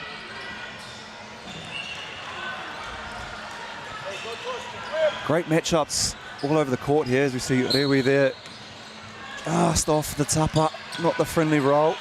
Nice dime, but just misses. But Rewi again doing her work on the glass and gets the hoop and the harm. She's proving to be a force to be reckoned with here early. Yeah, we needed to be aware of her presence at all times as we see the first waiheki of the day called by Hamilton Girls High. Maybe to address that factor, Maya? I'd say so for Hamilton girls. You just can't be giving up that many opportunities, especially given the scoring prowess of Grayson Patahi and the Kerr twins. You don't want to give them multiple bites at the cherry. And, you know, oftentimes when you're giving up that many offensive two-uppers, then your defense starts to rotate and opening way bigger gaps for the likes of your scorers. So they've got to be careful on those glass. And I think on the offensive end, they want to create more scoring opportunities for their top girls. Obviously, Kasia Miringa Orangi with a couple of open looks. But I'd be getting Teresa Bellardi head down going to the rack. That's why I was a little disappointed. There was a foul call just then prior to this. Maya, as I tell you what, Teresa Bellardi had ball in hand and it was a lot of open real estate in front. And as we know, she is a phenomenal exponent in the open court. Would have been a nice finish there, I'm sure. Well, it could have been, as Lana Kershaw there with her whiteboard giving some instructions, and also in her Girls Got Game hoodie. The Girls Got Game team is here, set up in Palmerston North. If you are in the Manawatu region or in Pinori, do come check out the initiatives they got going on and the cool merch they're giving out. GGG doing some really cool things for Wahine basketball throughout the motu. So, yeah, cool to see them here and cool to see the initiatives they're beginning. And not only will you get the chance to purchase some merchandise, but also meet one of Aotearoa's Wahine Toa legends of the game. None other than, this is your friend, this is your moment. Crystal Ledger Walker. Crystal Ledger Walker, exactly. I hate to break it to you, Greg. I think she might have left. Oh, no. She did have baby in hand, so I'm not surprised if and she is well and truly underway with the Kahu pre-season as the To'ihi begins this week. So she's going to be locked in for her season ahead. Grayson Parahi, the step back, launches it just off the tapa there. Rolls out of bounds. A good position for Hamilton girls. The chance to answer here. Yeah, a huge season ahead for women's basketball as To'ihi League, set some real big initiatives last season, and now they've gone another step further. Yeah, doubling the salary and obviously adding the imports. Every game's televised. It's very exciting and a great initiative for the rangatahi of New Zealand to look up to the standard of Wahine basketball that can be. This is one of my favourite things about commentating too, Maya, is we're seeing the next up-and-coming generation. So when they do make that jump to the To'ihi League, we can say, oh yes, I saw the Keisha, Maninga Orangis, I've seen the Izzy Kerrs, the Maddie Kerrs, we're lucky to be part of that, being able to see this as they come through the ranks. That's Keisha Maninga Orangi there, just off on that floater. Grayson Parahi at the point guard. I tell you what, Napier girls high, spoiled. They've got Soraya Rewe starting the game and they bring in Imogen Veal off the bench, and height aplenty as we see Imogen already into the action. And it falls fortuitously in the hands of Sterling Clark-Lloyd there for another two. Napier girls 3-point lead, just over 6 minutes to go, just under 6 minutes to go, my apologies. Nice little two there from Taylor Wallace. How good is that for Coach Clifton Bush Jr. though, to be able to bring a presence such as Imogen Veal off the bench to add some added punch, Maya? Indeed, it's always a great part of your offense to have someone that big that can set, your great screens and grab some two-duppers. As Izzy Kerr, her second trip to the charity stripe. Won't be surprised if it is not her last. She buries the first. Impressive form there from Kerr. Not wanting to touch any part of the tupper. And off the back iron there. And however, they get the ball back. Oh, Teresa Bellardi actually swatted that one into the hoop. That is quite unfortunate. Wow, we unlucky there. Maybe we give Bellardi the assist on that one. Don't know if she'd want that. Grayson Parahi now in the break up to Izzy Kerr, back to Grayson. And just off the front tupper, Grayson Parahi yet to get going. No, she can. She was in the New Zealand Under-17 World Cup team coached by Mel Bennett that went away earlier this year and just recently returned from the NBA Basketball Without Borders camp as well. So a very talented young Wahine, and I'll be waiting for her to get going in this ball game. Yeah, as you alluded to earlier, the stats that some of these young Wahine have been putting up so far in this tournament. Video game numbers, Maya? It is indeed one of those, being Teresa Bellardi right on cue. Rebounds her own shot and will have a pair of kudu toe takus. She's an absolute workhorse. And that's just that. I may not be the tallest team in Hamilton Girls High, but I tell you what, the mahi, the energy, the output, off the charts. Couldn't agree more there, Greg, as Teresa buries her second kuru to Otaku. 12-9 is the score. And we have some more tapuis there. Kendall Wainga in for Maddie Kerr. Tell you what, just want to have a little break and play. Just when you give me that reassurance, Maya, like, I puff my chest out. I feel like I may have contributed to some sort of korero here on the mic. So, kia ora, thank you. Kapai, Greg, doing great. Great dump off. Out to Izzy Kerr. Fortuitously in the hands of Imogen Veal. Tries to force one up. There she is once again. Clean up crew. Imogen Veal, under 18 Nats for Hawke's Bay. A force, a presence. Teresa Bellardi finding a gap. Just swimming round, but gets the tip out to her friends. Keija Miringa Orangi. Boom! Kuru, Fifi, Toru, number 2 for Keija. The ribbons, just adding that extra mana. It's got to be the ribbons, eh? Izzy Kerr ribbonless over to Grayson Patahi. Does take a few happy steps coming off that handoff and knows it too. And that sees the portal transfer to Hamilton Girls High School. 1 point ball game, however, it is Napier Girls with the lead, and we've got a ball on court. That's a bit of a thing that can happen when you've got multiple courts going at once, Mike, but something we haven't really seen so far. So I'm happy to see that because I hate stoppages in the game. Yeah, good to see our athletes keeping safe as well. Keija Miringa Onangi fires it out to Altia Nordstrom off the tupper. Grayson Patahi leaves that one to dribble out. It's a 1 point game. 3.5 minutes left to go in this first quarter. Grayson rejects the on ball. Just misses off the tupper there. Throws her head back in frustration. Hamilton Girls away. Keija finds a gap, floats it up, and they're back out in front. I don't know how she managed to find that gap you just referred to.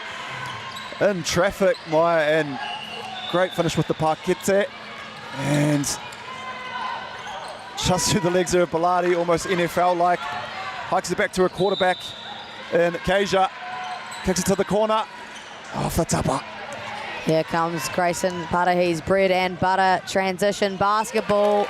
Easy parkete for Grayson, who has now opened her a bank account.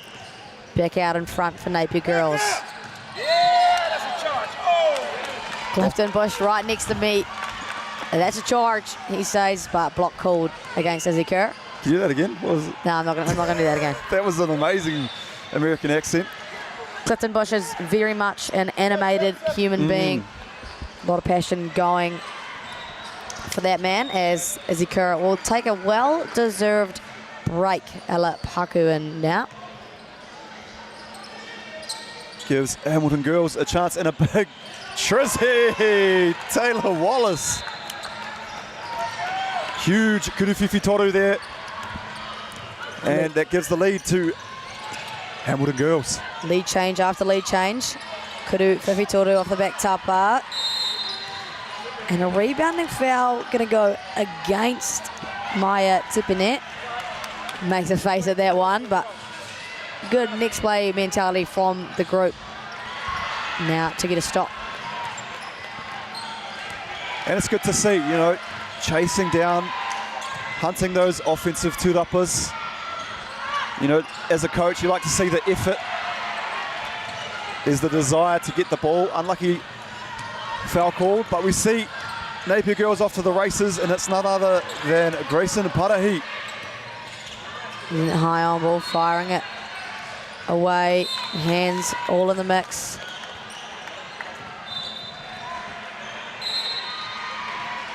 Ball spills over at the back court, and subs are in here for both teams.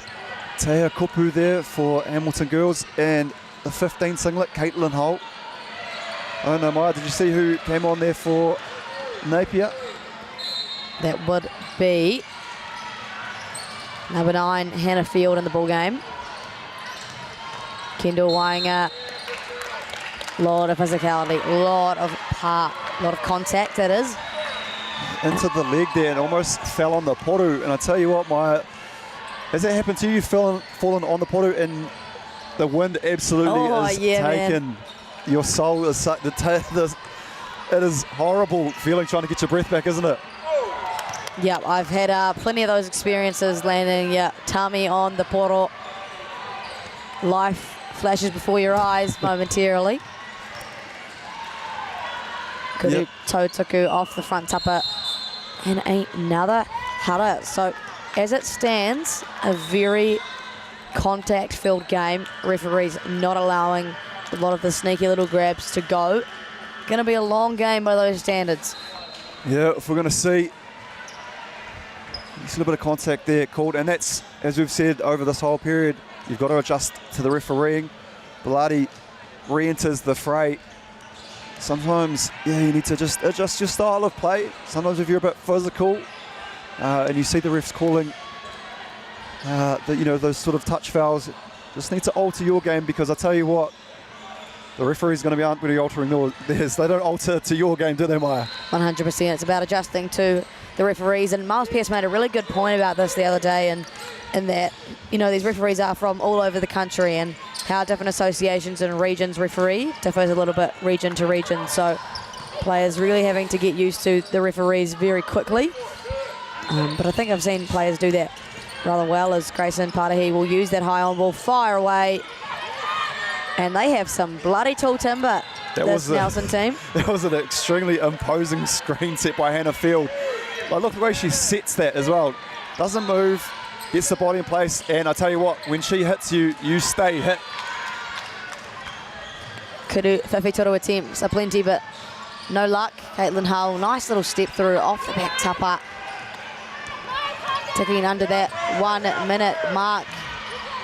Only a 2-point game over to Kendall Wainga. Just long. Maybe one too many up and goes this morning. You're the one with too many up and goes this morning, going back to back straight away in the car as Teresa Bellardi gets the hutter. But I was very impressed. I see Greg drinking his up and go, and then I hear this little and I'm like, are you back to backing an up and go?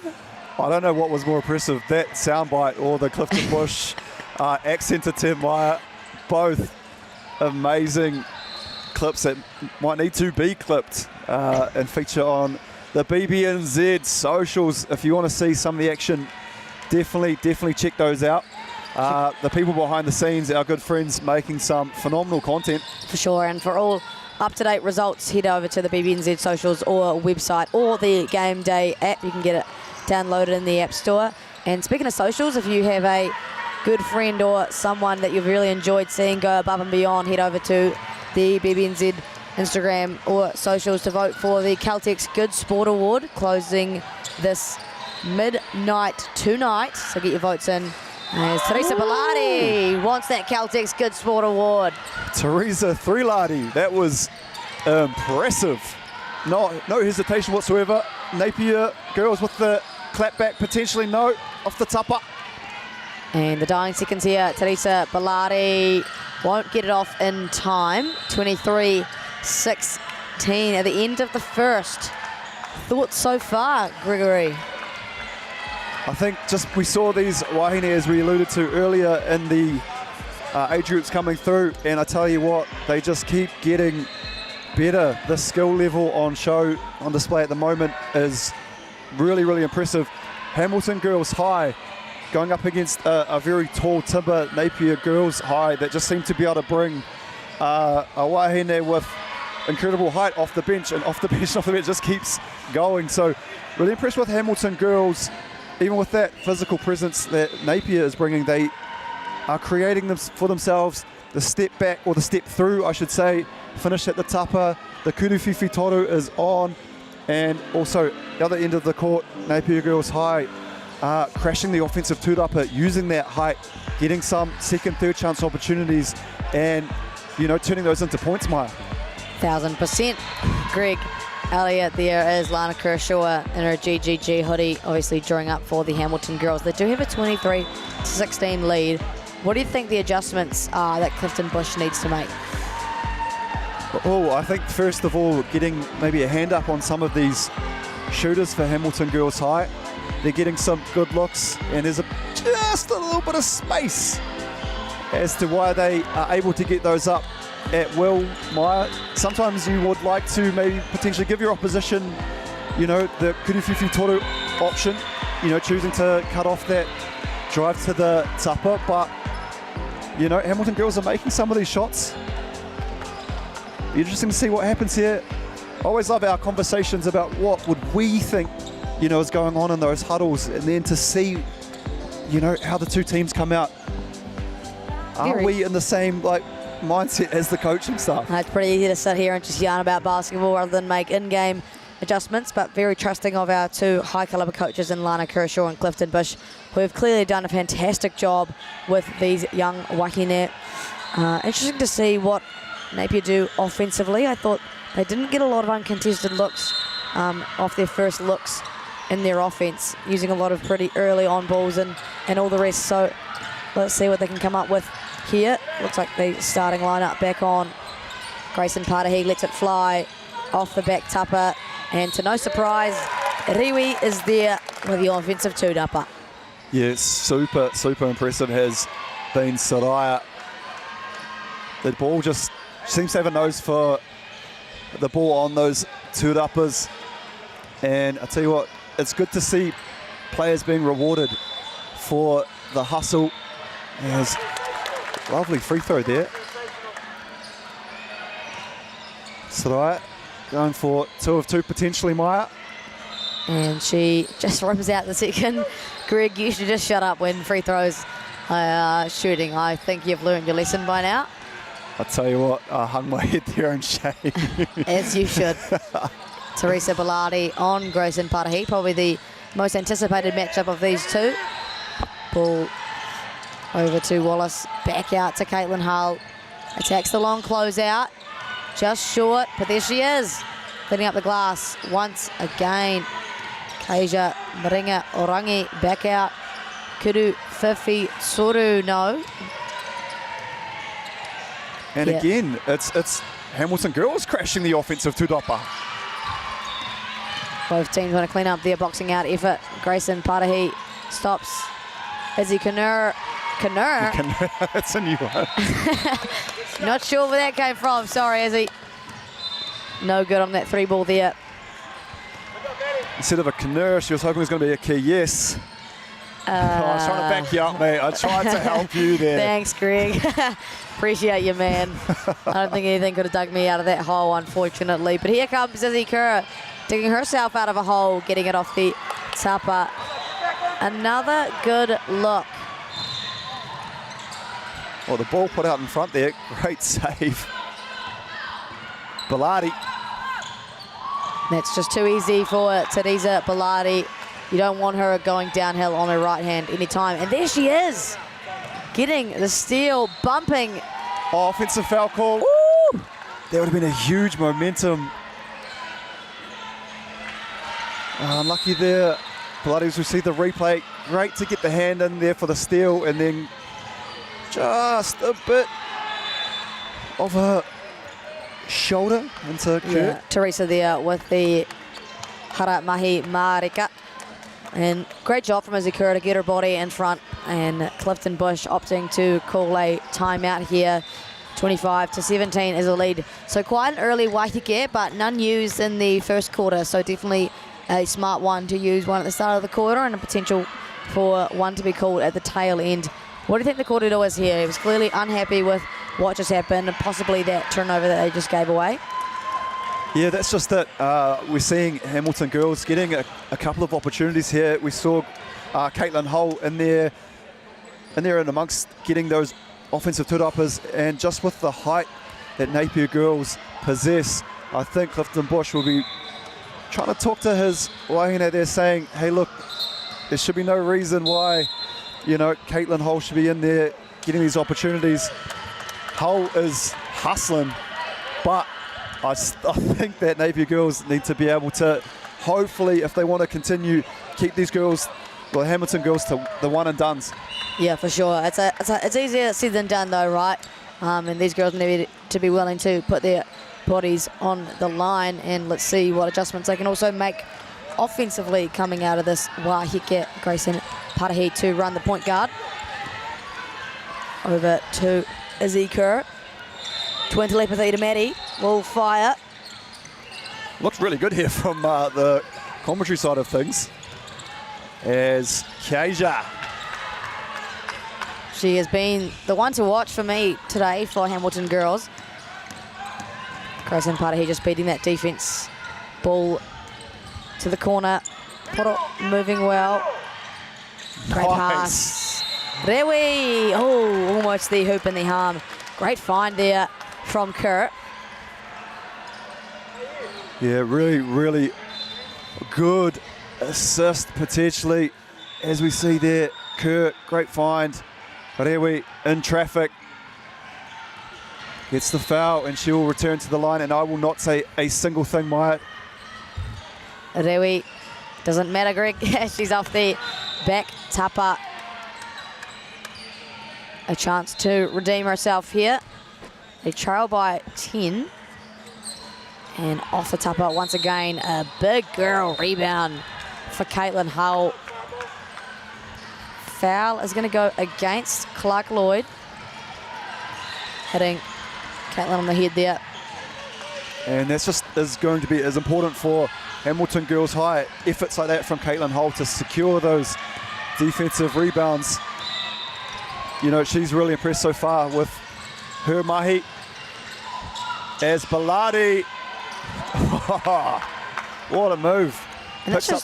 No, sorry, you go. Sorry. I just want to say that's just too easy for Teresa Bellardi. We know that she likes to attack downhill and get to her right hand. So you can't just allow easy buckets like that. As Grayson Parahi, just no easy bucket there's for her. She'll let that one fly.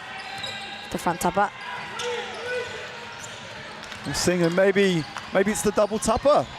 That could be affecting these. As you said, Grayson Parahi, the video game numbers she's put up so far in this tournament. Hopefully we get to witness some of that. I think everyone in Hamilton saying we don't want to see any of it. And too easy on the offensive two-dupper there. Flew through hands. Kasia overzealous with trying to battle for the two-dupper. Mihi Patia not having a slice of it. Kasia with two hara tinanas. And Napier girls, my chance here to cut into the lead. They're going to need that.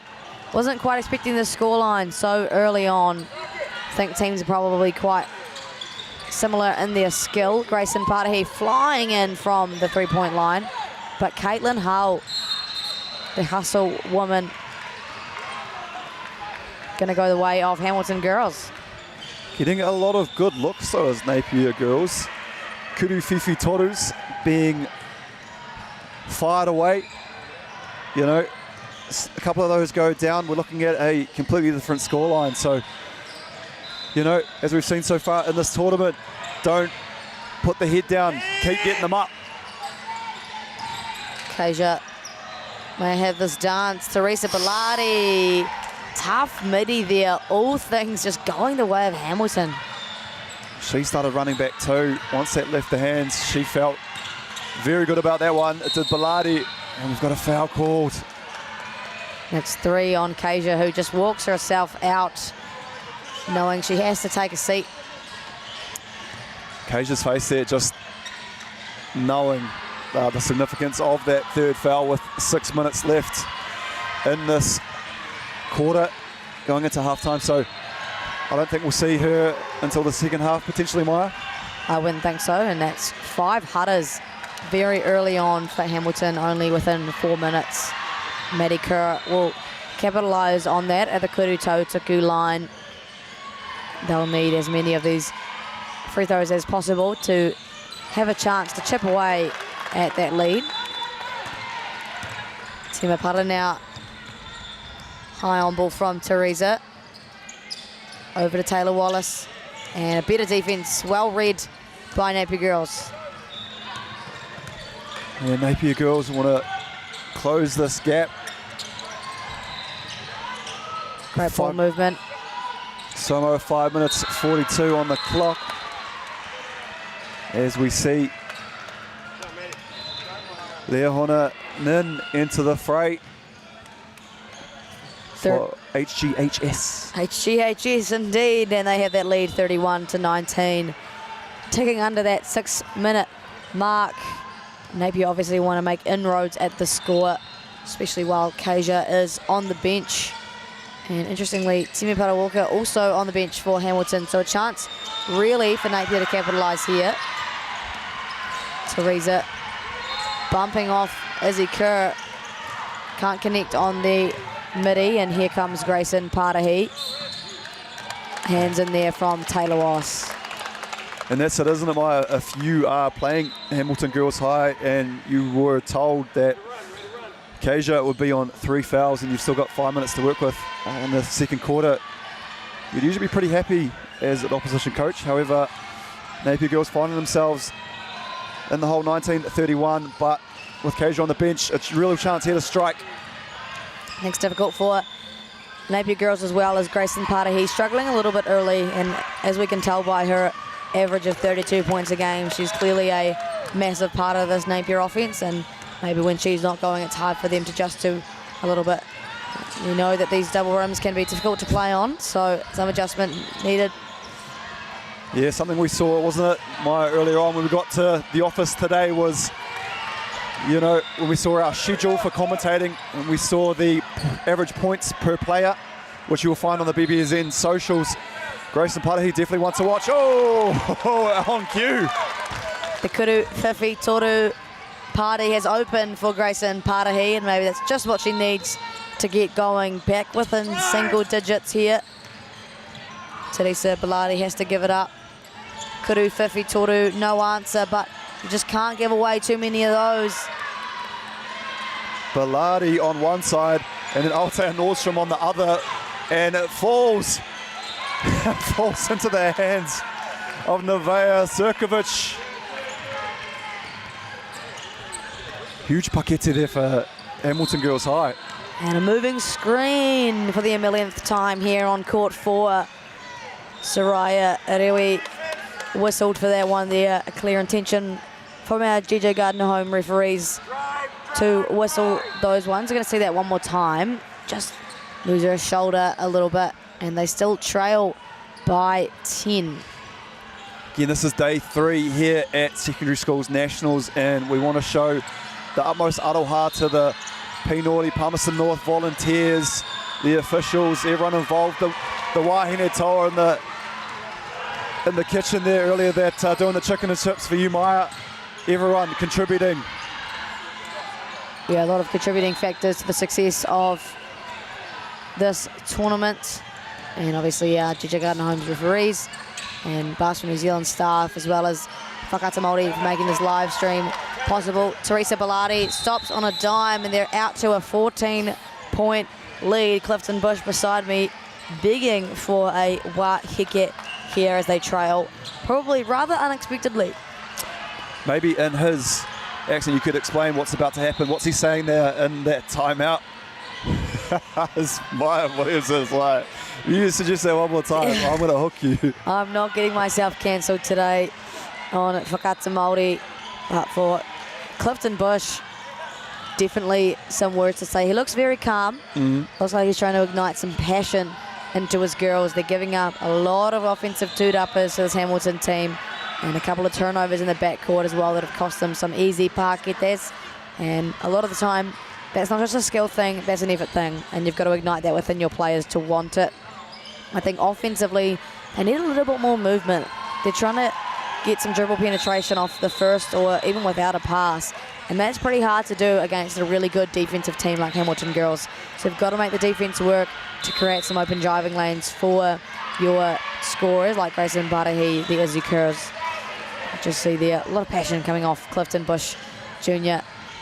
One thing I saw that really worked for Napier Girls High was Imogen Vale set a really nice on-ball screen, rolled to the hoop, and just had her hands up, you know, giving that target for her point guard, and got the ball and was able to, you know, attack the tapa. And I think something that we've been able to see here, which is quite evident, is, you know, Napier has that height advantage, so utilise obviously any advantages you can see out there. But again, Hamilton girls just seem to have an answer for everything. And that's why they are a high calibre team, contention for a good finish here at the Secondary School Nationals. Great ball reversal to Sterling Clark-Lloyd. The midi, no good. Rewi once again. And a great little bucket there for Maya Tipini. Exactly what Napier girls need to continue to do. Yeah, high work rate there from Maya Tipini, really battling on the tūrapa side of things as well, and gets rewarded. Nice little lay-in. We've got to stop here for Napier girls, and another opportunity. Grayson Parahi now with the ball, calling for that high on ball. Teresa Bellardi pops out, and a travel called against Grayson Parahi. You're Grayson, you don't really want to go where Teresa Bellardi is. No, that is 100% correct. And we see Veal re-enter the fray. So I'd love to see the words come to fruition, and when Napier girls get the ball, maybe a little on-ball screen. However, Hamilton girls on the attack. Caitlin Hull to Teresa. Teresa sizes up with that matchup, fires the pass away to Mia Christensen. And once again, Caitlin Hull doing her dirty work on the offensive two-uppers. Now, interestingly, Napier in the zone. And when you're in a zone, pretty damn hard to box out. Yeah, you're right, Maya. Once you start looking after an area rather than a person, it can make life difficult. And I tell you what, Caitlin Hull just manages to be right place, right time.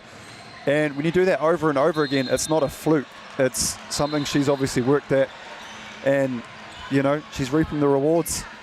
She definitely hunts the ball and has the knack for how to rebound. And I believe that basketball players sometimes just have a knack for getting two-uppers, and Caitlin Hull is one of those as she hustles but can't keep it in bounds. Pretty important position here for Napier. They could bring it to single digits at best. Just to go back to Caitlin Hull there before Napier gets underway. Got her own rebound off the free throw.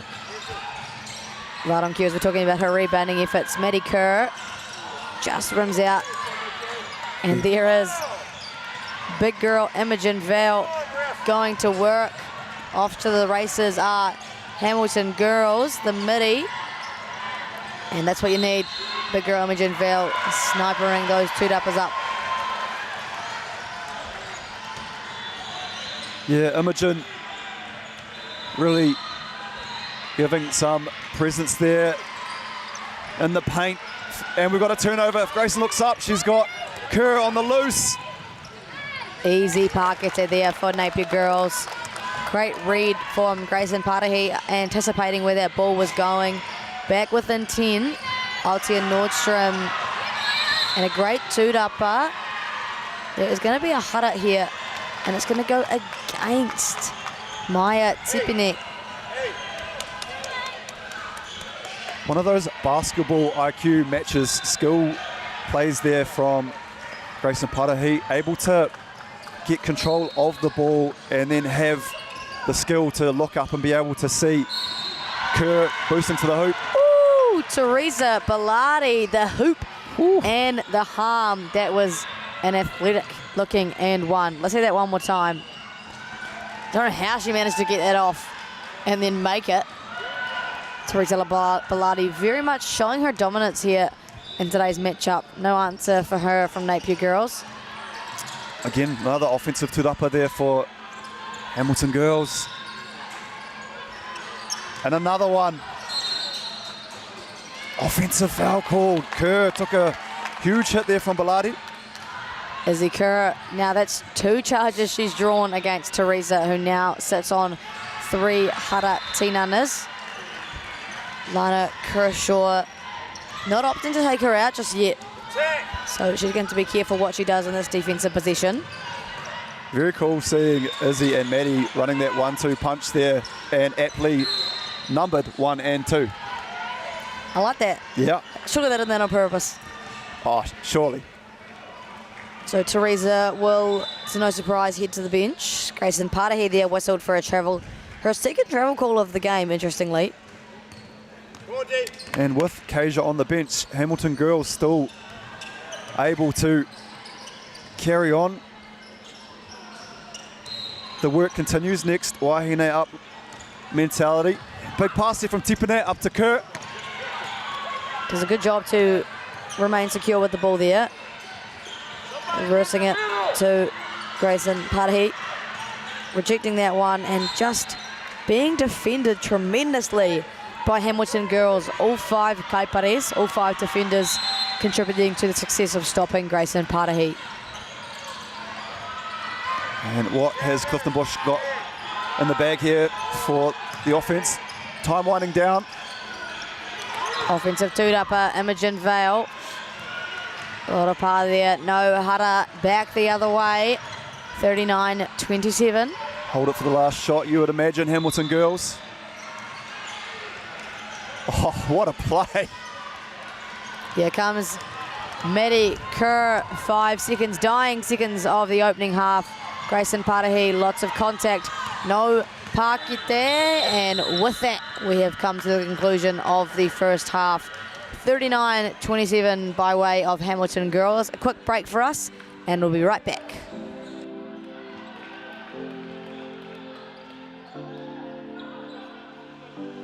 Funding is a real challenge. We know that a lot of schools face that ongoing, and the reality is if you go to a lower decile school in New Zealand, you are less likely to be able to afford to participate in sport. Obviously, having come through it myself with kids and being one of those kids myself who played sport, I know how much it defined who I was. And now being able to go, I can't fix it all, but we can help and try and give to those people who are going through a tough time. It's a real privilege, but you know, for us, we want to see others get involved in this. This is not a selfish thing for Apollo. This is about how can we get, whether it's construction or other businesses, to get involved in this. There's a lot of things that kids miss out on, and so to have businesses step up and want to be involved and to help is a game changer for schools. It really is.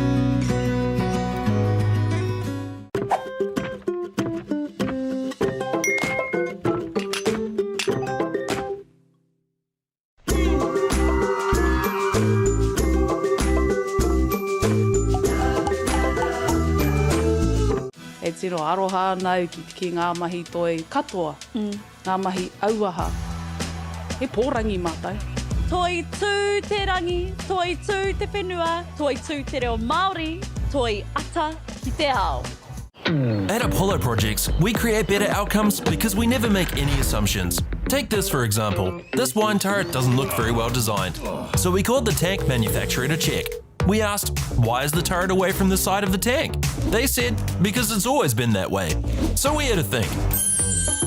What if the turret was next to the catwalk? Sounds good. So that's what we did.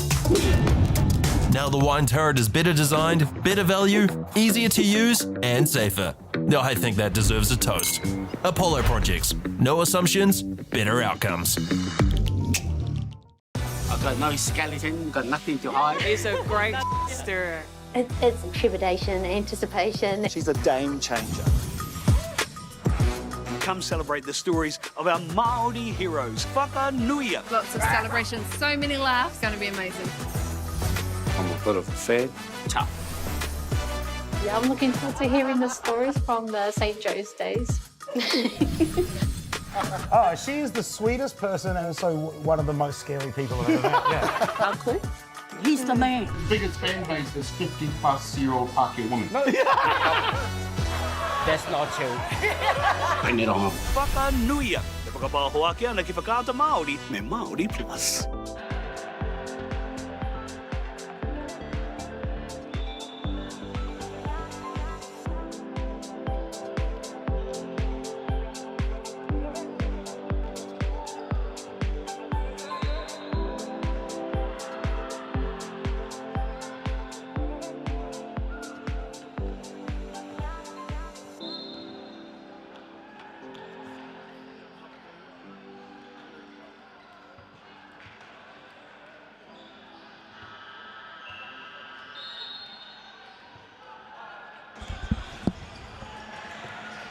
No mai, hoki mai. Welcome back to the second half of action. Second half of action here at the Varsity New Zealand Secondary School Nationals in P Naughty. Hamilton girls with a 39-27 lead.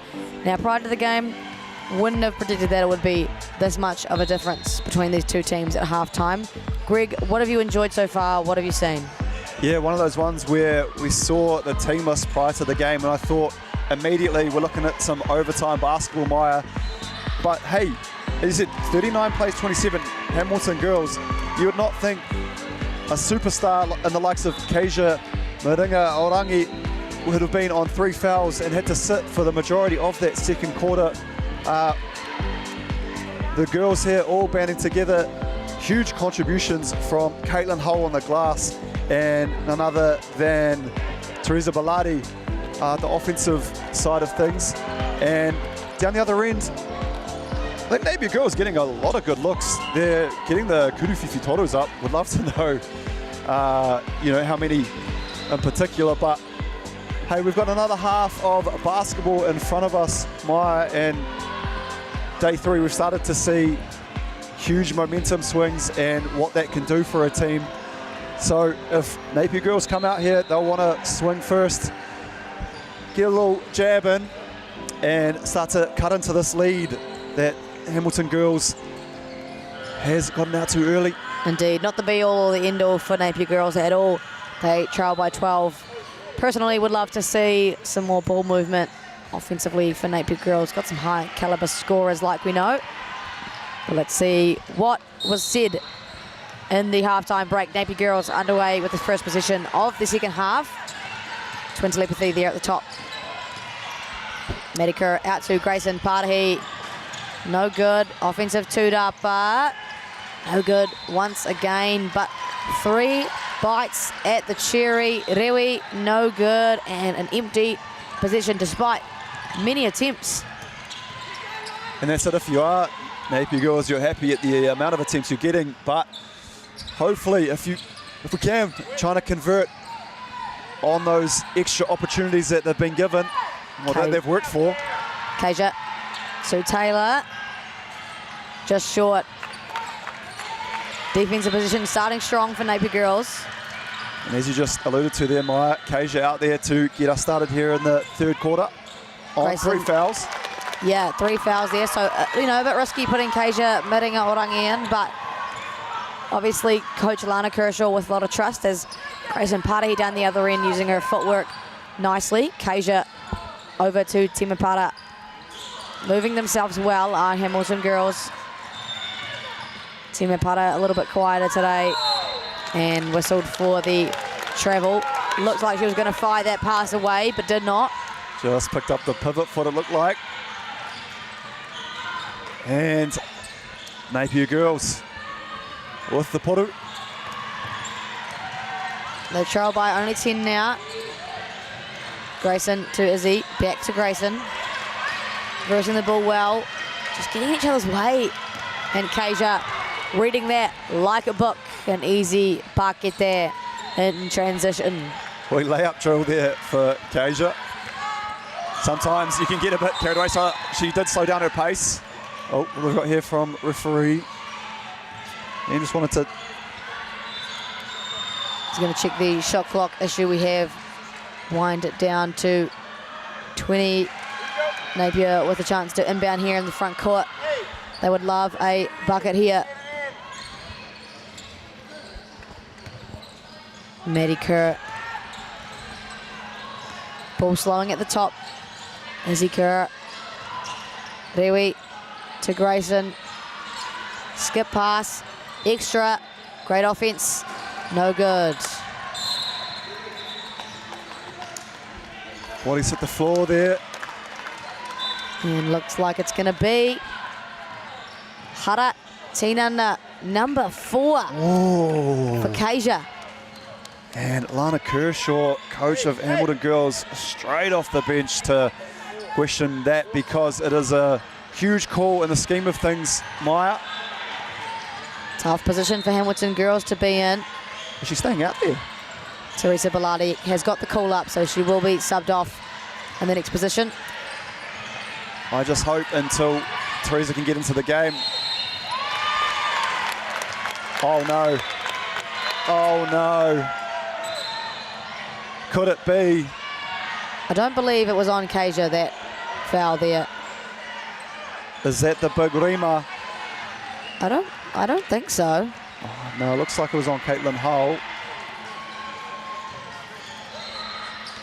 Okay, yeah, no, from the replay, but the way the way Keisha was looking, I was concerned there. I didn't think it was on her from the jump, but the way her expression on her face. I think they were actually just shocked at the call itself. Probably weren't too happy with what was whistled there. Caitlin Hull did look quite stationary. However, you do want to get those arms straight up, though. No good on both the Kurutai Tukas there for Grayson. 41-29. Caitlin Hull back the other way. Timi Para finds Caitlin. Into the sign. Stops. Hops. Taya Kupu. Nice couple of one-handed passes there too, leading to a Taya Kupu pakete. Grayson Patahi using that high ball screen, and to no surprise, a moving screen on Soraya Arewi there. If I'm not mistaken, that's definitely her second. Yep, and 2 moving screens, her 2 Haratinanas for today. Paying great attention to the paddle there, Maya, as it is raced by our fantastic score bench that we've got here, putting in the mahi. Caitlin Hull, Timi Para, Teresa. 2 open for Teresa. Don't give her that lane, because that's exactly what she's gonna do. Pretty tough to stop. Yeah, you're right. Teresa Bellardi needs to look up if you're Napier girls, and she's got a body at least in front of her, maybe even 2. She is very impressive. In the open floor, there she is. Some of these 50-50 balls, Maya, just falling the way of Hamilton girls as well. And they're taking advantage of those 2. Look at that. We've got a pakete there. The easy pakete to lead to almost a 20-point lead. Grayson Patahi there using her footwork. Just feels like every offense that Napier have and every pakete they get is just a desperate attempt as opposed to a high-quality shot. Oh, just wresting the ball away there was Kerr. But too much physicality for a referee, Liam. And hopefully for Patahi, seeing that ball go through the net, this gives her a bit of a confidence boost, and we can see some of that offensive prowess that we've talked about, Maya, that she possesses. Ball in to Caitlin Hull. Hamilton moving themselves and moving the portal well. Nice lateral speed there from Tipene to cut off the attacker. And just the offensive toot-uppers. And you can hear Clifton Bush. Somebody go get the ball. Somebody go, please. Just get 2 hands and rip the ball. Ball into Caitlin Hull. Dangerous from that area. Off the Papamuri. Caitlin Hull, really, she's just stood out for me with what she's doing at both ends of the court. Grayson Patahi still struggling off the back tapa. Taya Kupu calm in transition. Mia Christensen, Kuru Fifitoru from the corner, 52-31. A dominating performance from Hamilton. And on the deck, none other than Caitlin Hull. Another stop as well, on top of that for Hamilton girls. You're right, Maya. This is starting to get ugly. It is a little bit for Napier girls, and Grayson Patahi will take a seat. Napier in that 3-2. Nice balance here from Teo Kupu. Oh, and finish. Tough spin, tough off the Papamuri. Just tough overall, and they lead by upwards of 20. A pretty unexpected result at this point in the game. That 3-2 zone from Hamilton girls, very tough to break for Napier girls. Caitlin Hull ping there, just a little bit, maybe a little push in the back there on Tipanet. But she's a physical player, as Hull. And that's what happens sometimes if you are maybe the shorter player, you need to try and be a bit physical with the taller player. Don't allow them to just do what they want, go where they want. Protect your paint. Heart over height, man. Heart over height, that's right. 5-second call there against Napier girls. Ella Paku just taking her time getting the ball in. Hamilton girls showing their defensive prowess, holding Napier to 31 points, a very impressive feat. Oh, as Kerr hits the deck. Mia Christensen drawing the hara. A game full of par, a game full of contact. Yeah, we've seen a few bodies hitting the floor. Maya, I mean, the commitment, the hustle. And this is what we've seen here from Coach Clifton Bush Jr. just bringing his troops in together for the timeout, within the timeout, just trying to make use of that time between free throws. Kuru Tautuku number 1, good for Mia Christensen.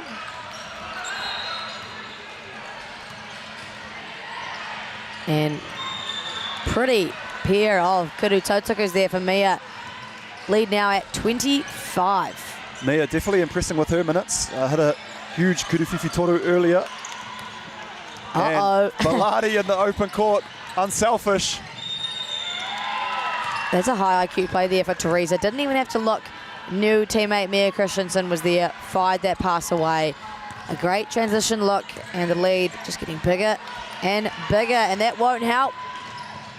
Back again in transition. Taya Kupu just misses. Napier thanking the basketball lords for that one. Ella Paku blocked away by Teresa. Defensive player of the tournament. Is it going to go back to back? This is a huge shot. The old air ball turning to timeout request from Taya Kupu.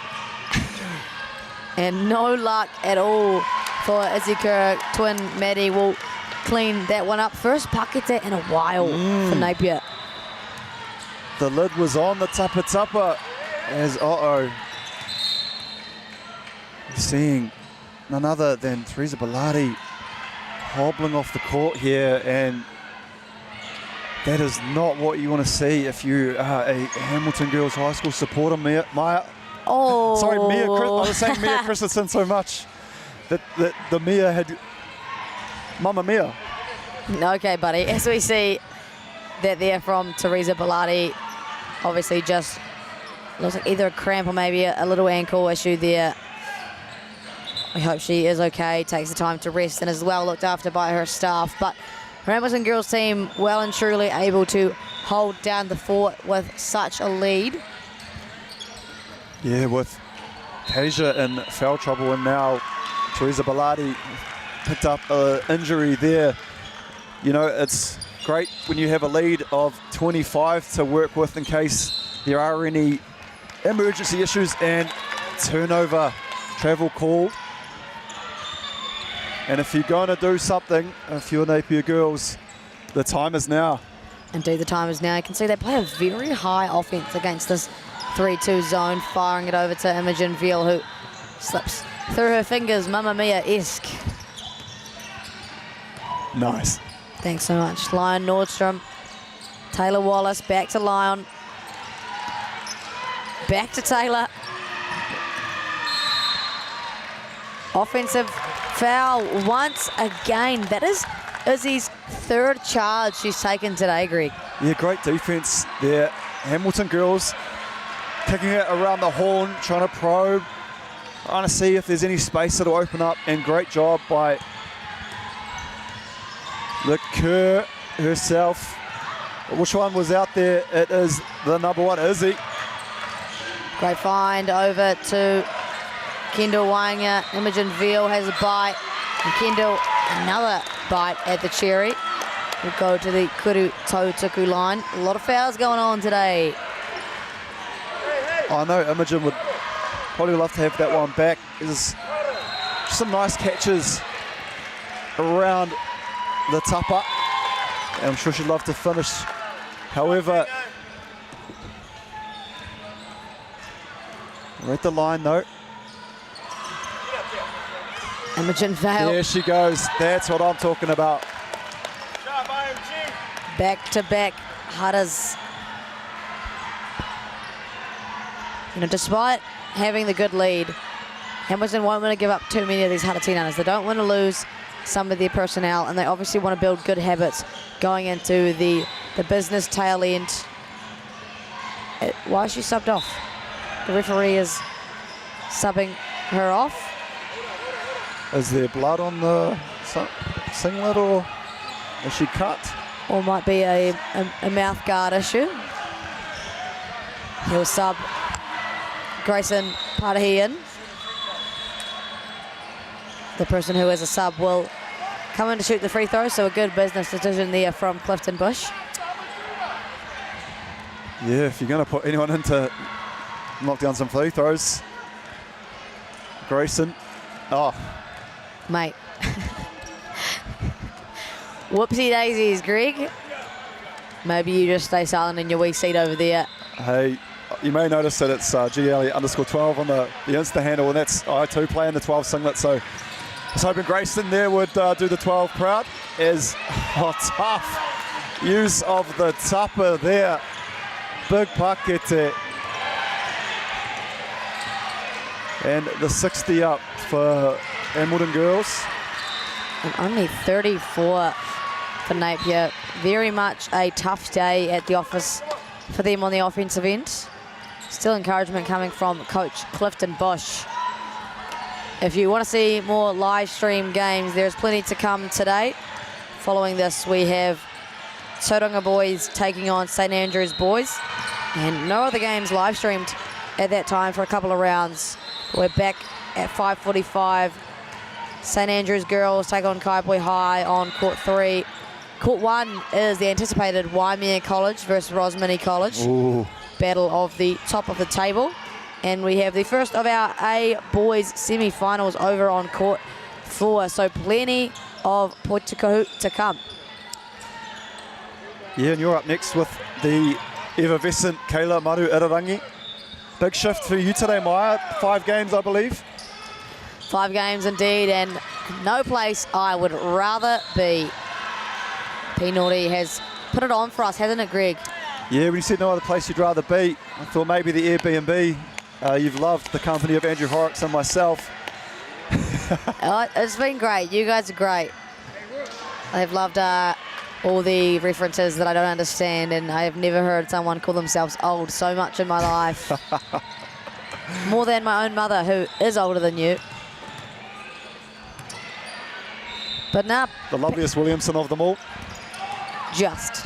You know how mums are. You can't beat the kindness of a mum. No, that's facts.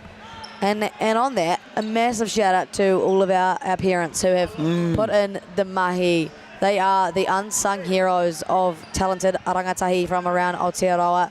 And I'm sure there are many parents who are watching on very proudly at their son or daughter and have done some extreme work with throughout the year. That is paying for tournaments, being the Uber driver, being the emotional support, some even managing, some coaching. It's a big mahi to put in. I know that I had a lot of basketball and wouldn't have been able to do it without my parents, so shout out to all the parents out there. Really nice finish there by Leahona Nin. And you're so right, Maya. We're seeing a huge crowd here as well for both these Hamilton and Napier girls squads making that drive down. There's the ball. Oh, Taser! No, sorry, that was Leon Nordstrom. I went to go protect the ball from the screen, but I didn't need to because Lion was there. As Grayson Patahi still just trying to make something work. Manages to muster up a hutter. Now, at some point, you know, it is a 30-point deficit, and you don't want to speak on injuries, but are you looking to, what point do you potentially wave the white flag if you're Coach Clifton Bush Jr.? Look, I think it is pretty tough to claw yourself out of a 30-point deficit, right? And yeah, for the squad, I think that probably if you head into the third quarter with a 30-point deficit, you're likely not to win the basketball game. Maybe give her a little spell at the start of the fourth, but apart from that, give your other girls a run. Save Grayson Parahi for tougher times. As I say that, she is taken out of the game. And for these guys, obviously they're going to finish third in their pool. But they have a crossover with Manurewa, who is completely a beatable team for them, in my opinion. Oh, 100%, and it's not all doom and gloom. You know, we're only saying to sub out just to make sure that, you know, this is a tournament. Well, it's not just a one game, you're one and done. So, you know, you want to be firing on all cylinders. This one hasn't necessarily gone the way Napier girls would have envisioned it, but, you know, you want to keep battling, but you probably got an eye towards the next game. Yeah, for sure. And that's a key part of these tournaments. You're playing 6 days of basketball, right? So you can't afford to get caught up on one of your games and one of your days. Obviously, you take the learnings from it and adjust to those in the next games. But got to keep your head up and got to keep moving on. 3 more days of basketball to play. And to be fair, some things have worked really well for the Napier girls side of things, and they've gotten some good looks. Just, I don't want to sort of harp on, but just shots haven't fallen, and if shots don't fall, the scoreboard doesn't tick over, you know, which does happen. We're not going to be out here shooting 100%. Oh, I don't know about you, Greg, but I am. Oh, sorry, I forgot.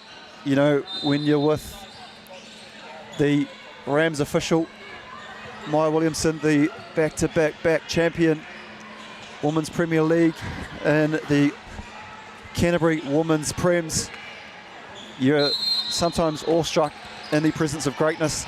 Is that right? That's right. Do you just kind of get a little nervous? And the first time I saw you, it's been a few minutes. Was lucky enough to catch you and Nick Bewley on the, you know, Canterbury Rams NBL side of things. But aside from that, getting to see you in person again, it's been a minute. No, it's been good fun, Greg. It's been all fun for us commentators here at the Secondary School Nationals, all fun for our rangatahi, all fun for our officials, all fun for our coaches, all fun for our staff. And it's just all fun here in Pinori. There's Laura Nordstrom getting in on the fun herself too. Nice pakete there. Battling away for the rebound there was Hannah Field. That'll conclude our third quarter efforts. Hamilton, a dominant, comfortable 66-36 lead. Very unexpected, I'd say. I expected kind of these two teams to compete a little bit stronger. Just for anyone who wants some updates, Neyland girls lead Rangiora 71-58.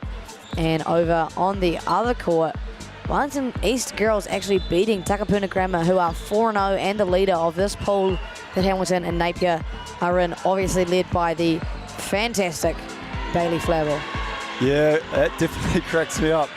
When we're here, even though Pops Judd Flavel announced as new Tall Blacks head coach, he has been overshadowed by the mahi being done by Bailey Flavel and her points per game, her output.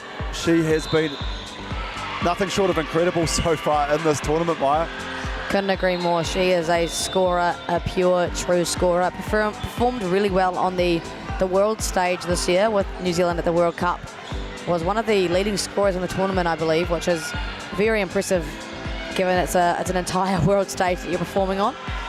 And I've been really impressed with a lot of the talent of these young rangatahi, obviously in this game, especially Grayson Parahi with her work over the tournament, and then the likes of Keija Biringa Orangi and Teresa Bellardi leading the pack for Hamilton girls. Been very impressed with the way they can play basketball. Super skilled, very crafty, super smart, and yeah, I'm excited to see kind of how Hamilton girls shape up in the end. And yes, it's no surprise seeing some of the talent on display that not only are they giving paketes in the scene, in the Puitakohu scene in Aotearoa, taking that talent and showing it off to the world, and, you know, doing well as well. Indeed, couldn't agree more. Whakata Māori with the broadcast rights here in Palmerston North, broadcasting the Secondary School Nationals throughout Aotearoa to all whānau, friends and spectators watching. Hello to all, hope you've enjoyed the broadcast, and a massive shout out to our Whakata Māori and NTEC team for all the mahi they do. Some great work going on behind the scenes from our camera ops, our directors, our producers, making this whole thing possible. Easy to sit here and commentate for us, but a lot of work going on behind the scenes. Exactly, and I think it might be a great time as well. Maya, what is the award? Because I know the voting needs to be done by tonight for the Caltex. Take it away. What are we on offer here? Good Sport Award with Caltex. Yeah. For anyone who's going above and beyond for their team, a chance to vote for them on the BBNZ socials. Voting closes midnight tonight, so get in quick. I was going to say who's up at that time of the night, but you were last night chopping it up with Phil Maya, putting in mahi on top of mahi. Hey, ball is life, man. Ball is life. And I think looking down at both ends of the court here with the coaching staff, you both want to probably take your eyes off the scoreboard and play a game within the game. You know, if you're Napier girls, hey, let's look at our structure. Let's try and go into the next game with some sort of positivity. If you're Hamilton girls, hey, you don't want to, you know, slack off or take your foot off the accelerator. Yeah, lots of learning still to be made in these kind of situations as Ikura lets one go. It takes a massive hit. Yeah, but these Clifton Bush's counting is really putting me off trying to formulate a sentence right now. These kind of situations offer a lot of learnings for both sides. For Hamilton girls, they're obviously going to go and take a ticket to the top 8 finishes. Wow. Oh my gosh, Kasia getting deep in her bag with that finish. Wow, and it just, like, if everything was just, the expression was effortless, she just turned around and flipped it up. It wasn't one of those fluke ones though. She looked like she knew what she was doing. And playing with the 4 fouls is Kasia. Can afford to. If she fouled out, life will continue. Indeed, for Hamilton girls, I think they've secured the dub enough as Kasia trying to get deeper in her bag and draw the hara there. But just that's what my concern is, trying to convey that to you, Maya, is at what point, as we see, I was going to say we might see the end of the play for some of these players here for Hamilton girls, because we just saw a little, maybe a trip on the ankle there for Kasia. And it was Baladi that we saw leave the court earlier with an ankle injury of her own, and she has returned, Maya, and that's what we do love to see. Yeah, good to see Rangatahi bounce back from potential injuries. And for Hamilton girls, yearning for a higher spot here at Secondary School Nationals. Don't want to be giving up too many, and you don't want her to be going out with an injury, right? Oh, exactly. We see another Kurufi Fitoru there, put up from Kerr. Timipata Walker down, turning that over, and I guess the Hamilton girls, again, like execution, not too much of an issue here. They're up by 30, they're going to win. But for them, it's honing in on those little things that they can perfect, because those mistakes could actually hurt them down the stretch at a later part of the tournament, as Grayson Parhi just off, but Maddie Kerr will clean up. Speaking of hurt, Maya Altair Nordstrom, I thought that when that ran into court, was she part of that setup trying to help? Oh, the poor thing. Altair, might be a turn of the ankle. She got up, wanted to continue being helped off the court there by Coach Lana Kershaw and Caitlin Hull. And I really, really hope that it's just a small sprain. Maybe we'll see her later on, Maya. Yeah, all love to Altair Nordstrom. Just wonder what happens there. Just turning her ankle. So hopefully Altair Nordstrom does recover, and all love to her. I'm sure there'll be a lot of support from the Hamilton whānau looking after her and her ankle. Just one of those ones, isn't it, Maya, where the foot comes down on the opposition foot, and it's this wee twist there. Kurufi Fitoru, bang, bang. Taya Kupu. She has been very effective, Kopu, here in this one. Ball into Rewi, finds a gap. Oh, thought you might put that one up. Little mid-range is no good, and Caitlin Hull will be the beneficiary. On the ground once again is Caitlin Hull. Yeah, that's what I've wanted to see from Napier girls, that pass into Rewi to then attack the hoop. I know she gave it up on that occasion, but if she had taken that, I like that offense from Napier girls. As we said, Maya, just working on your schemes, working on your plays. Sharpen, hone them, and there is Grayson Parahi. Caitlin Hull trying to argue, I didn't touch her, but for Grayson Parahi, she'll be happy to see that one go through. Obviously today, not her day, but games to be played this afternoon and momentum to still be had and to still be worked with this afternoon. And that is 4 fouls for Caitlin Hull. A lot of Hara teenagers for Hamilton today, and another one right on cue. You know, it doesn't matter too much again for these guys. They can probably afford to play their bench, but for later on in the tournament, Hamilton going to have to clean up those foul trouble that they're getting in. As Clark Lloyd just slower to get up, but she'll be okay. Coach Lana Kershaw communicating with the referee. And that's what you do hate to see, you know, the scoreboard, the game has already been decided, one would say. I mean, both sides in a fight to the end, and Clifton Bush, he's in the Mahi Centre showing off the bodyguard-esque. Yep. Carrying off Sterling, and I hope our thoughts and prayers are with both Sterling and who was it we saw at Altea? Yeah, Altea Nordstrom. You know, no one likes to see any injuries. It is unfortunately part of the game, and it is one of those ones where you just hope. Sometimes when you turn your ankle, you do panic, you freak out, which you fully. I understand why. But sometimes it does turn out to be smaller than what you may have thought. So fingers crossed for both of our strong wahine toa. And we see both of them return later on in competition. Indeed, we will fortunately digress and continue on with our ball game. 6.5 minutes to go. Lot of part going on for this entirety of the game. Lot of Hara Tinan has been committed some trouble, especially for Hamilton girls who have to be careful at the tail end of this tournament that they don't get key players and foul troubles in games that could cost them a win. Turning down the Kuruwhiwhi Fitoro there was Ryan Nordstrom and Pakete for Hamilton girls. Kaija Miringa Orangi once again from beyond the arc, showing a real prowess as Syria Rewi just short off the tapa there. Here come Hamilton. Yes, thank you very much for Taya. They are relentless, Hamilton girls, pushing the pace, definitely not slowing down.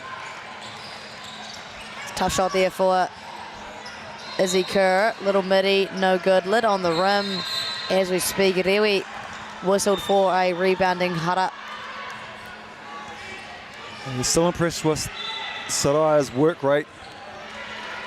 You know, she's getting in there, obviously caught there in the eyes of the GJ Gardner team in great. Well, you know, that's the thing. Even though with things the way they are, still fighting, still hustling. You know, it's that pride of your school, isn't it, Maya? No matter what, you keep fighting. Yeah, once you put those school colours on, you've got a lot to represent. And for these girls, not only representing their school, representing their whānau and the investment from their whānau into the development of them as a young athlete. Nice little inbound play for Teresa Bellardi, easiest pakete of the game for her.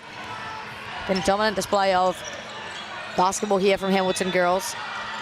Yeah, and Bellardi has been really, really impressive as Rewi gets one back for Napier, but Bellardi just almost a little practice shot there, a little push shot using the glass as Nevaeh Sirkovic gets one up Greg, what's been your favourite part of secondary school nationals? Oh, great question. I think it's just when you walk through the stadium and you just see the amount of people here, the skills set on show, you know, the atmosphere. I tell you what, there's nowhere else, if you are in the Manawatu area, where you should be than right here.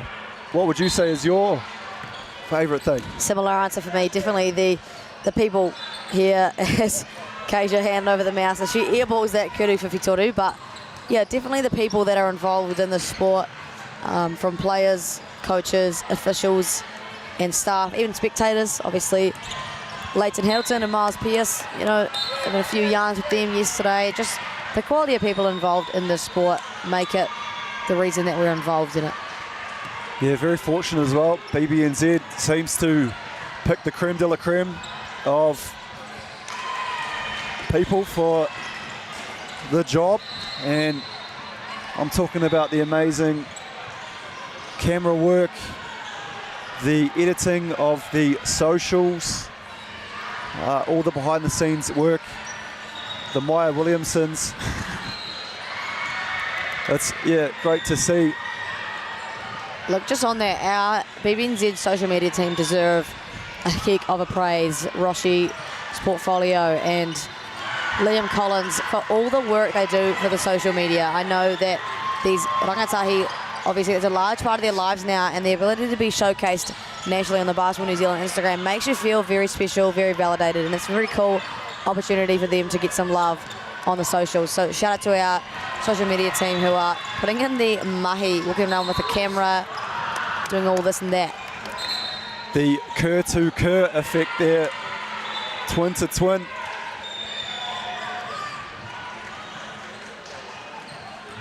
I'm sure they've played a few one-on-ones at home.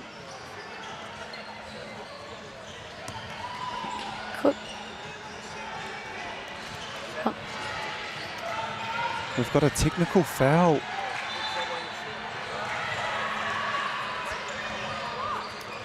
I'm actually not sure what's happened. Technical foul on the coach. Was it?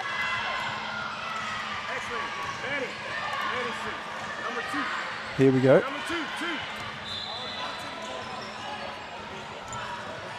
Technical foul is going to be on Lana Kershaw and the Hamilton girls bench.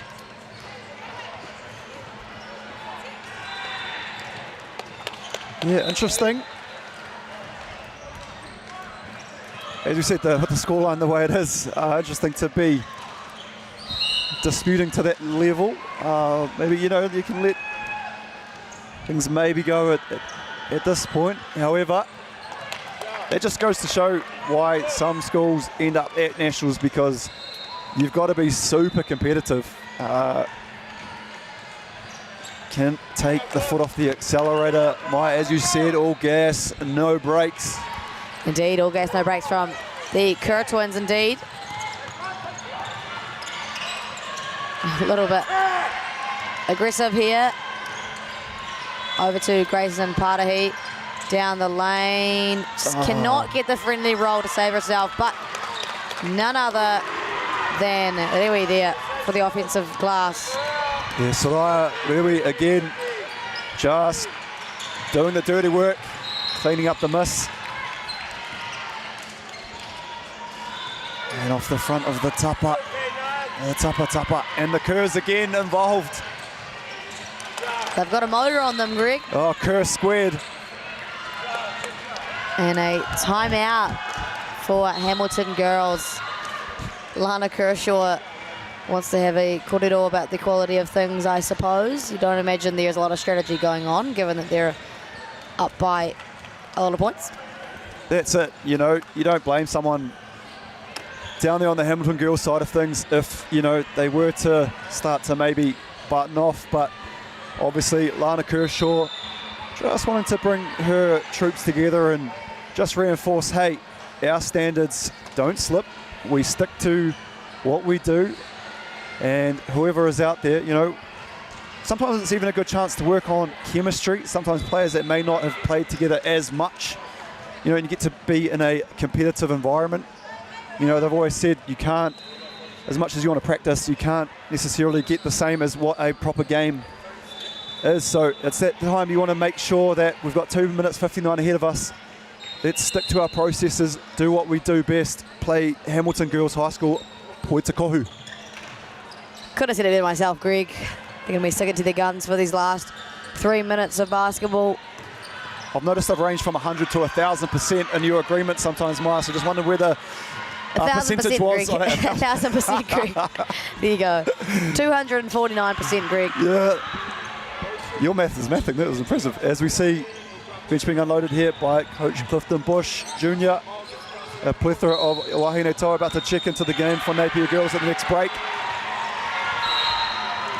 Greg, if you had to pick right now, who's winning secondary school nationals for the girls' side?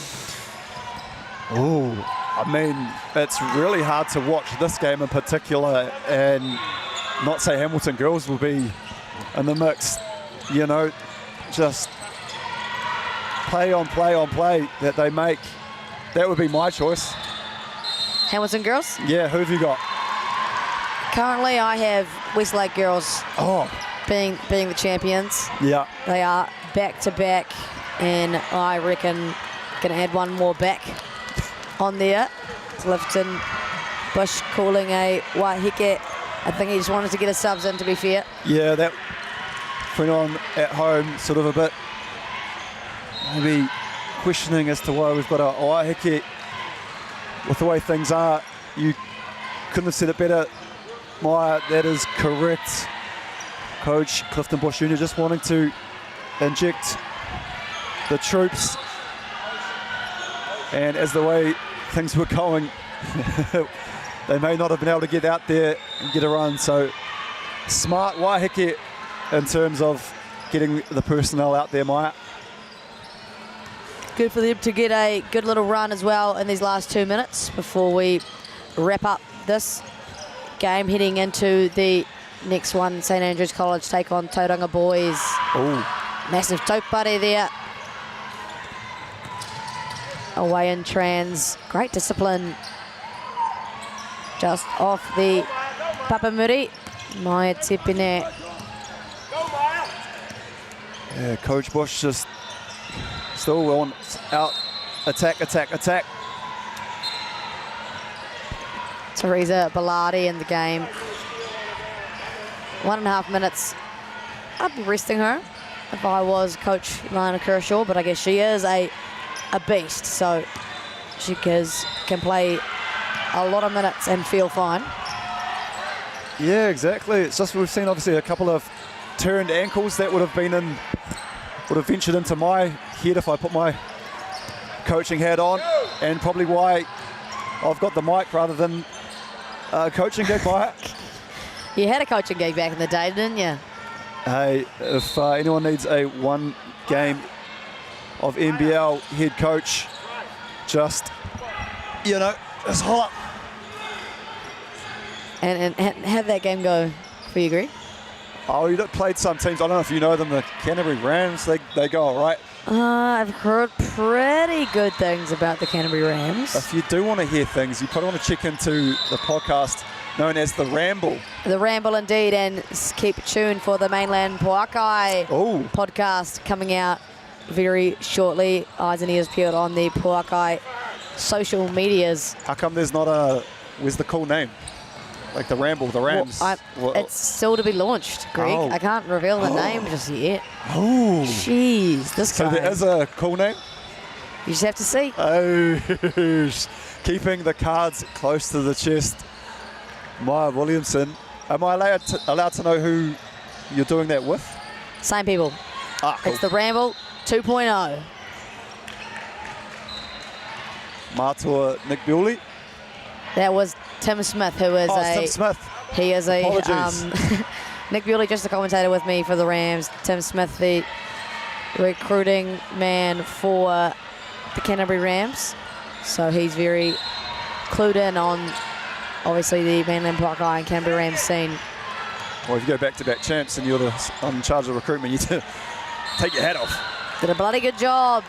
Old Timmy boy is a hara whistled in the dying few possessions of this ball game. Napier, I've just combined the names there.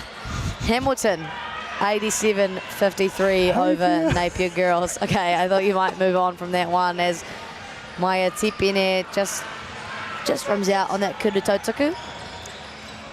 I mean, that's one way of, you know, shortening both teams into Napier. There we go. Whoopsie daisies. Napier girls high. As we see 25 seconds ticking away, and that would have been Alapaku off to the races instead. It falls to Hamilton girls. Nice. Nevaeh Sirkovic bags Arua in her account. Dying seconds here, Tipene will let it fly and off the tapa, and with that we come to the end of our girls AA matchup. Hamilton girls with a comfortable, dominant 89-54 win over Napier girls. We'll take a quick break and we'll be back for the Tauranga boys taking on St Andrews College. Ka kite, see you soon.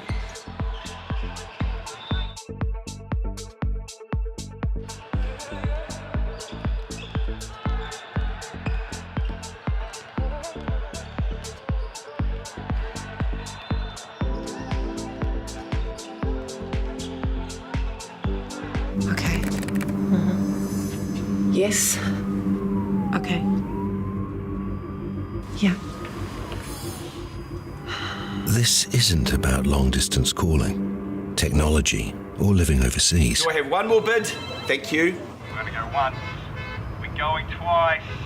And we are sold to the Kiwi phone bidder from Manchester. It's about Bailey's finding buyers that others can't. Kia ora whanau, Easy Batch here from the Tall Blacks. Can you guess where we're at today? Still don't know? Here's a little hint. Look, if you don't know now, I don't know what to tell you. Sick Neighbour Hoops is back at it again with the Hoops and Parks Bluff Edition. Come get you some oysters and shoot some hoops.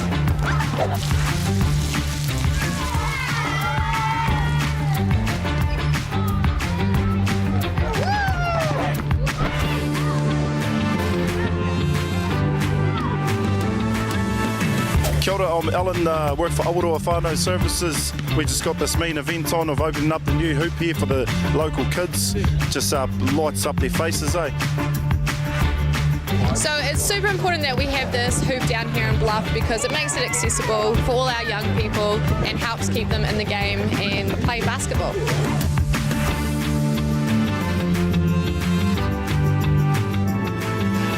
As you can see, we've got a wonderful hoop behind us. How do you think this is going to positively affect the community having this new hoop here? Probably for like people who just want to play basketball and like skate around or something like that. More people come down, get out of the house, and yeah. Wonderful. And there you have it. Coming in live from Bluff. This hoop means a lot to the Bluff community. Being a smaller drive away from where they usually have to travel to play, it means that all the local people can come up and put up some shots. So Hoops and Parks, our vision is to have a hoop in the heart of every community, and I think that's what we're doing here today down in Bluff. Thanks to the help with Chick and Neighbour Hoops, we're trying to make basketball more accessible, get into those more isolated communities, and a good example, today in Bluff.